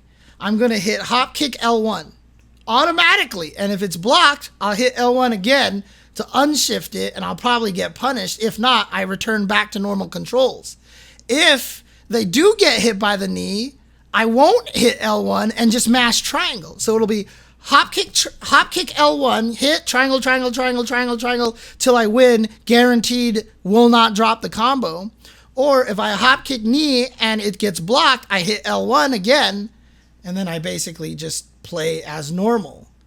That's the area where I'm concerned about. That is the scenario that I am concerned most about right now. That's what I'm worried about. So we'll see how this goes. Make fighting Harada is caving to more accessible. We have to though, but like I said, when you design it, you have to be careful. Easy mode in Alpha 1 is the biggest story of that. They created easy mode in Alpha 1. They're like, hey, we'll create this easy mode in Alpha 1. It won't be broken. It was so broken. People found ways to make it broken, but it was also because they just didn't carefully design it. They didn't understand what they were producing, and they thought you would be weaker because you didn't have access to level 3 supers and you took massive chip damage and etc., etc. But for Ken specifically, it was broken. Didn't really help anybody else. But again, that's the weakness of creating something like this. When you create an easy mode, when you create a booster wheels, training wheels, auxiliary wheels, you have to make sure you have someone there who knows how to take advantage of it. So we'll see how it goes. We'll see how this goes.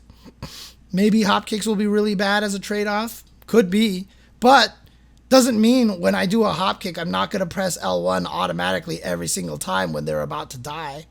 Right? It becomes your kill combo. So basically, as soon as you know you're going to kill them, every time you hopkick, you're going to hit it. Even if it's bad, you're still going to do it. And if the hopkick hits, then you mash triangle and win. You're not going to drop any combos anymore. There's no more tension at that point in time, which is really unfortunate because that tension of dropping even easy stuff is important because that's where Wong factors come from. You're basically taking away the Wong factor, and that might not be as good. 結構いいシステムだよね。はい。そこは結構、We designed it with that in mind. Alright, so here we go. Conclusion. はい、いろいろね。 We have 細かいところ explained to you the various details of the game, but the development of the game is still going on and まだまだ it これ may 開 take 発 some time. 実は途上というところでね、はい。まだまだかかりそうかな。まあやっぱり I want the newest Tekken to be the most enjoyable Tekken ever. This Nakatsu guy is really, I mean, he's obviously a very, very big influence in here. He's a very, very big influence on this, you can tell. 最高に楽しい鉄拳でやりたいと思ってるんで、もう本当に The development team members are really working hard every day, putting in all kinds of things and making adjustments. いろんなものを詰め込んで調整もしていて、本当にアグレッシブに And we are 攻めの姿勢 really aggressively developing the game. So we will do our best so that you can play it as soon as possible. It would be appreciated if we could get your continuous support. また皆さんプレイ We would like to provide an opportunity for everyone to play the game as soon as possible. So please look forward to 開 it. 発まだかかる。 I hope you will look forward to it. And since the development of Tekken 7 is still in progress, please enjoy the Tekken 7 scene as well. That's right, they did announce that there was going to be some sort of like closed beta or something like that, right? We don't know anything about the Korean backdash. We have no idea. The fun of fighting games isn't about winning. It's about your growth as a player. That's why the easy modes have not worked thus far. Yeah. That's why I said that they shouldn't be training wheels. They should be onboarding tools. Easy modes should be onboarding tools, not training wheels. Like, it should get you hooked to the fighting games and then go, I actually feel like I might want to learn this. And then you stop using easy modes from the get-go. That's how it should work, to be honest with you. ここもよろしくお願いしますということで。 So I would like to close this video for today. Thank you very あ much. りがとうございました。 Thank you very much. Tekken 8!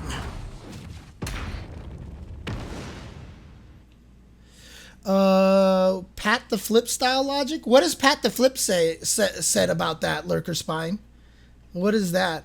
Sometimes it's fun just to blast out combos and mess around. Yeah, I mean, that's just the thing is, if you just want to have fun, absolutely keep going with the easy mode. Play with the easy mode if you're trying to have fun. But, you know, like, it should be a way to get you hooked in more than anything. Now, what's interesting about Street Fighter 6 is that the modern controls are meant to be legit. They're meant to be a legit play style. So, oh, the fun is in the growth. Oh, right. That is why Pat was so mad about GGST. Right. I see what you're saying. That aspect of it. Yeah, let's just take a look at this Nina trailer really quick. I forgot to update this, but at this point, I didn't expect this to go. I was like, it's only a 35-minute video. God, can I feel like an hour and a half maybe? Because I talk a lot. Dude, it's been 2 hours and 40 minutes. Holy crap. All right, let's watch Nina here. Let's watch Nina. Oops. Let's lower the volume here. But I hope you guys didn't mind that I did read everything out, because I was just trying to make it palatable for the Spotify users out there. So hopefully that's okay for you guys. You didn't find it annoying that I read everything out like that.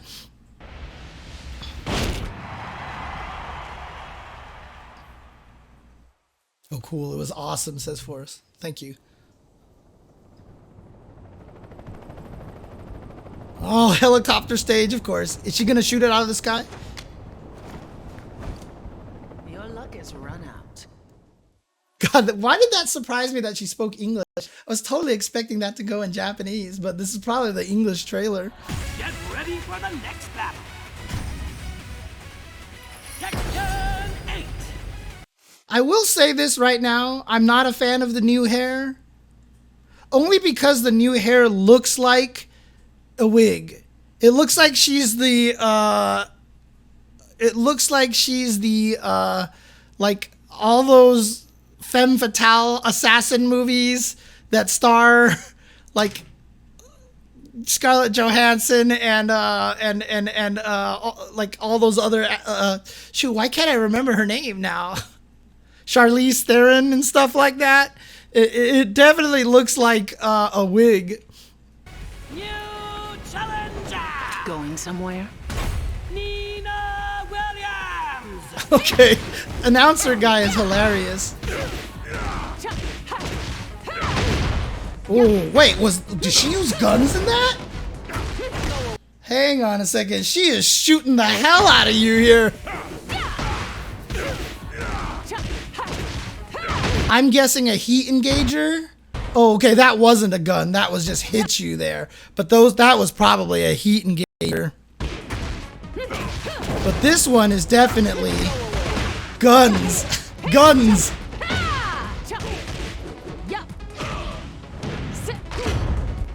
Isn't it past your bedtime? Wait, so why would that throw create this effect?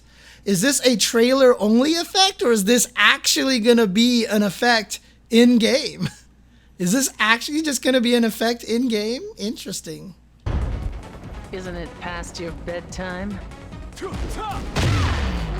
Oh, there we go, the heat. Oh my god, she just shot the hell out of him.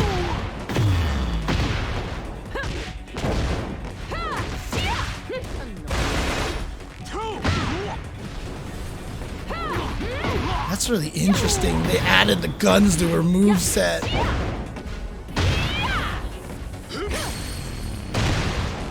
Whoa, is there going to be slow-mo in the middle of the game?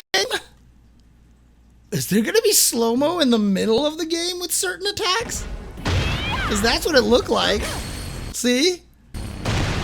You're not getting away.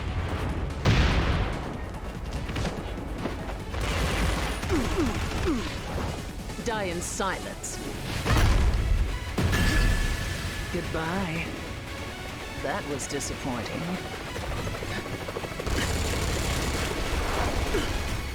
She's so much more Ada Wong than she's ever been, dude. She's so Ada Wong now. Or has Ada Wong always been very Nina Williams?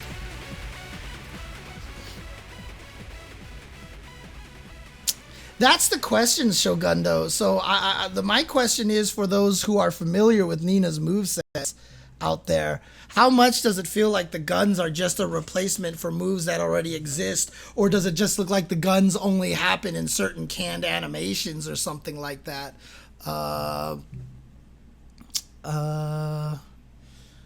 Let's see here. Uma Thurman Googled Kill Bill. Uma Thurman, not as much Uma Thurman, because Uma Thurman wasn't the like the spy assassin. She was more of a revenge kind of thing. So on a similar note, Diafo made a YouTube video where he goes up against a macro cheater in Strive. The cheater made a macro combo script that sounds similar to the Tekken 8 special controls. Interesting. Okay. Yeah, so some people are saying it seems kind of canned. So okay. Wait, what's going on with Lenhart? What is this? What is going on here? Oh, well, whatever. Okay. I have no idea. Okay. Anyways, I forgot what the Charlize Theron was. Honestly, the movie was. So, what do you think of the possibility of switching to special mode mid-match to ensure the easy combo to win matches? I just talked about that. I said exactly that. So I'm worried about that, to be honest with you. That was the first thing I thought of as soon as I saw that. I was like, I'm not sure I'm like that much of a fan. Oh, she's actually the new announcer. I see. Gotcha. Okay. Yeah, so we'll see how that goes. But I mean, I do like the fact that this game seems like they're trying something very, very, very different with it. I mean, again, it's probably not going to be as different. Like, it's not going to change the face of Tekken forever. You know, it's probably not going to be like that. Yeah, that's the thing I'm wondering about Hex Mage. So I remember in Virtua Fighter 3 when they first gave Sarah Bryant this move where she literally just jumps over your head, like defying human, ability. And that was jarring to me because Virtua Fighter 2 was very much about being human. Everything was human. And so when I saw that, I was kind of weird. So the fact that Tekken is now going to like, hey, now we have guns and we're shooting people, but they live. It's fine. And, nunchucks and things like that.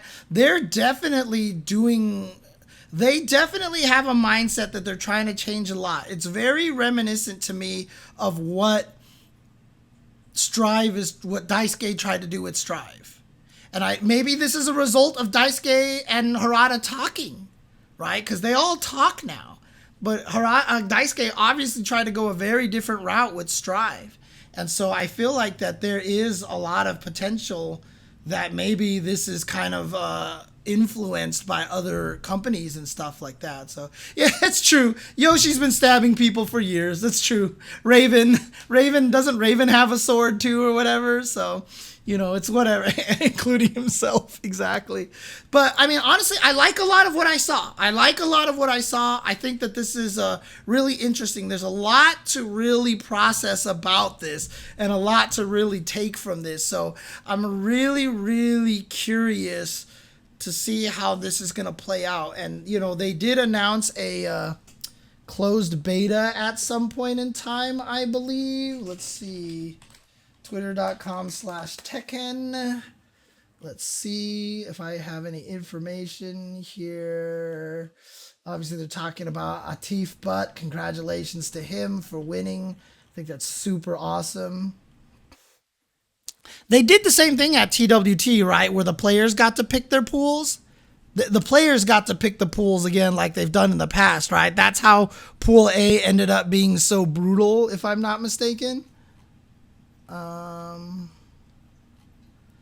Let's see. Oh, it was a lottery. They didn't let the players pick this time. It was just random. They drew cards. Oh, boy. Okay. So it was different this time.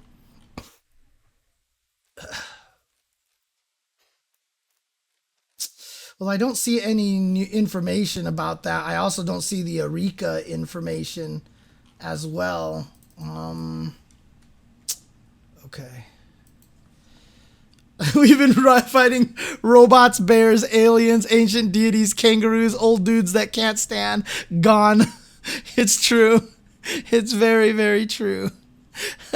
That's demons shooting lasers out of their head or whatever like that. Yeah. So there you go. It's true. Nina with guns, whatever. Oh, man. But in any case, like I said, I think that this seems really, really exciting. I'm actually kind of hyped for this.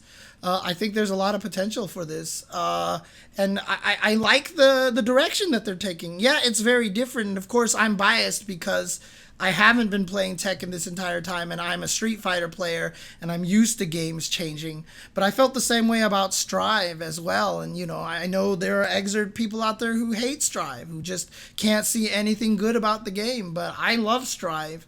I think I love what Strive did. I love that it decided to do something different, even more so now because they put rollback in Exerd. So Daisuke's like, he's living up to his words. Like, if you like the old Guilty Gear is there.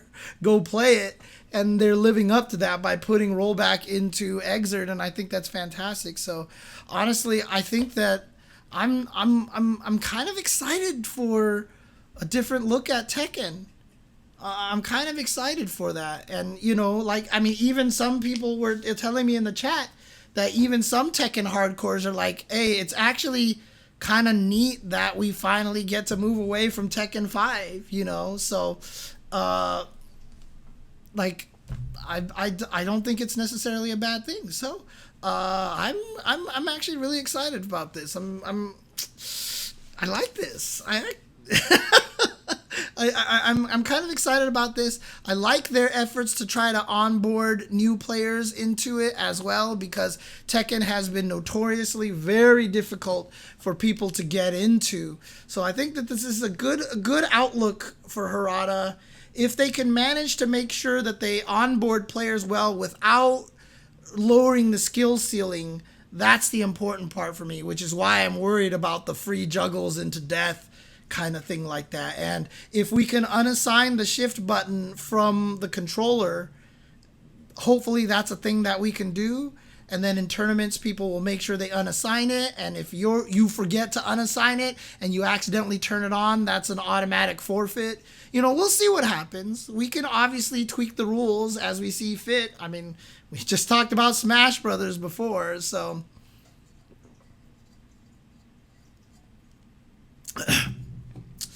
What do you mean by Soul Calibur 6? I hope they don't ruin it like Soul Calibur 6. No, I think, yeah, what do you mean by ruining it with Soul Calibur 6? The aesthetic is going more in line with the shitty live action movies.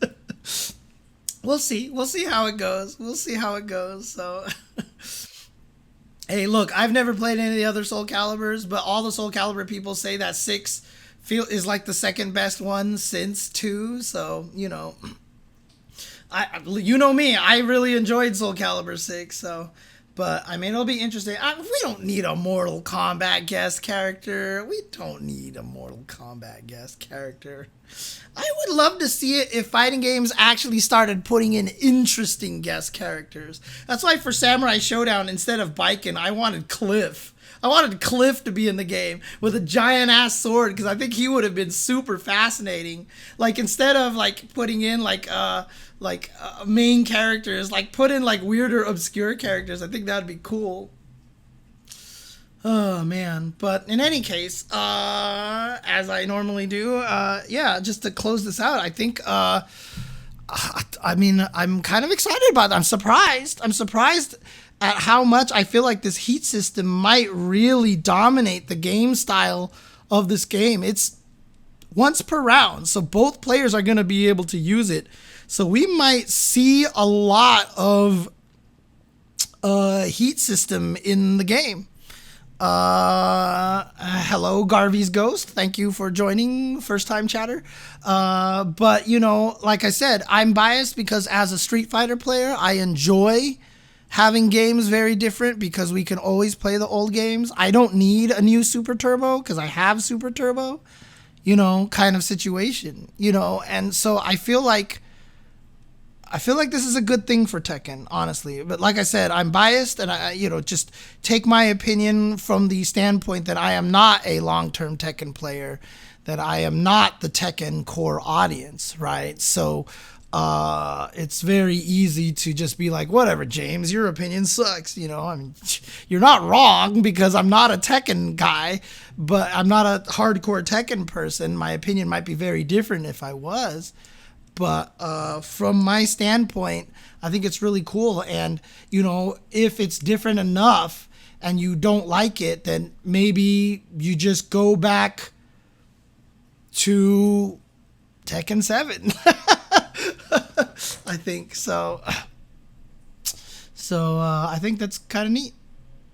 Anyways, I do like diving into new mechanics. That is for sure true. So But in any case, I mean, you know, go back to a game nobody plays, maybe, but the thing is, that's not the case right now, right?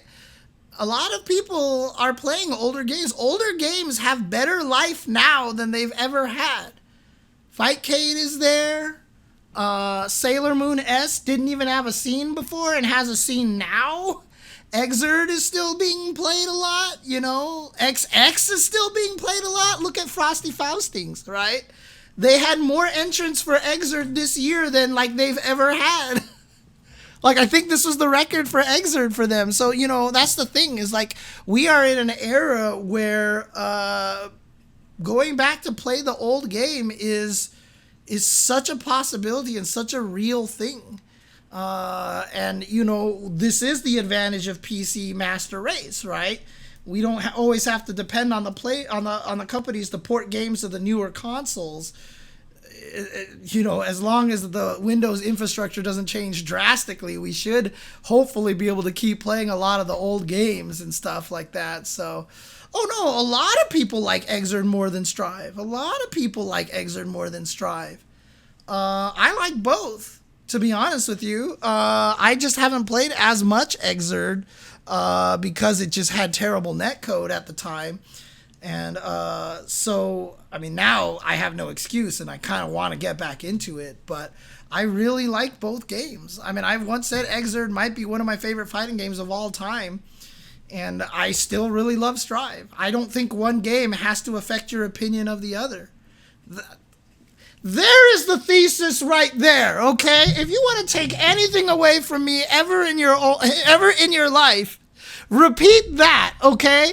Your opinion on one game doesn't have to affect your opinion on another game, okay?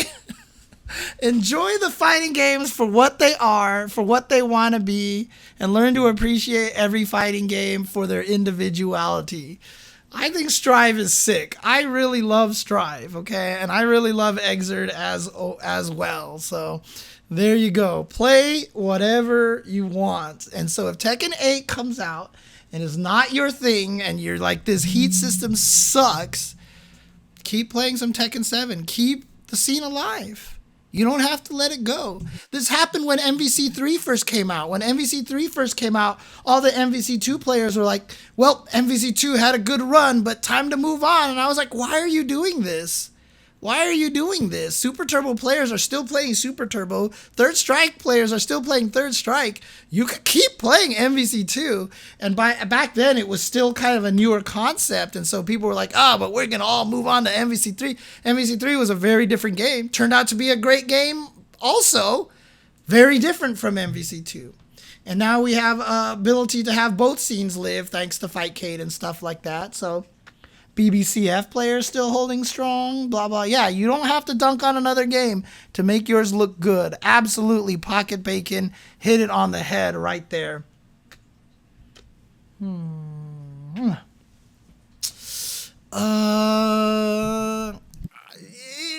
lot of people kind of had similar reactions to making games more acceptable either way. So, in any case, you all know how I feel about it. Play the games that you love. Support all the fighting games out there, and it's just a good time. But I'm excited for more Tekken 8 news. This is really fascinating to me, and I'm gonna be really interested in keeping an eye on all of the developments for this game and stuff like that. So, because I really, really am interested in this whole entire thing. This is Nathan the Cat. For those of you on Spotify, you recognize that sound as soon as the microphone keeps getting hit. You know that's the cat. So, hey, Nathan, say hi to everybody. Hi, Nathan. Hi, everybody, says Nathan. Yeah. Good kitty. What a good cat. Look at you. Look at you. Mwah. In any case, thank you guys for watching. I think that'll call it for the day. It's been 3 hours since I started streaming, so way longer than I expected. Got to get this thing uploaded, edited, etc., etc. So thank you guys for watching and taking a look at this. And also hope you are enjoying this on YouTube. Make sure you like and subscribe on YouTube as well. Stay safe out there, everybody. And Yeah, like I said, just keep enjoying fighting games and also keep supporting It Was Tuesday, the podcast over here that, you know, when this podcast first graced your ears, it was the most important day of your life. But for me, It was Tuesday.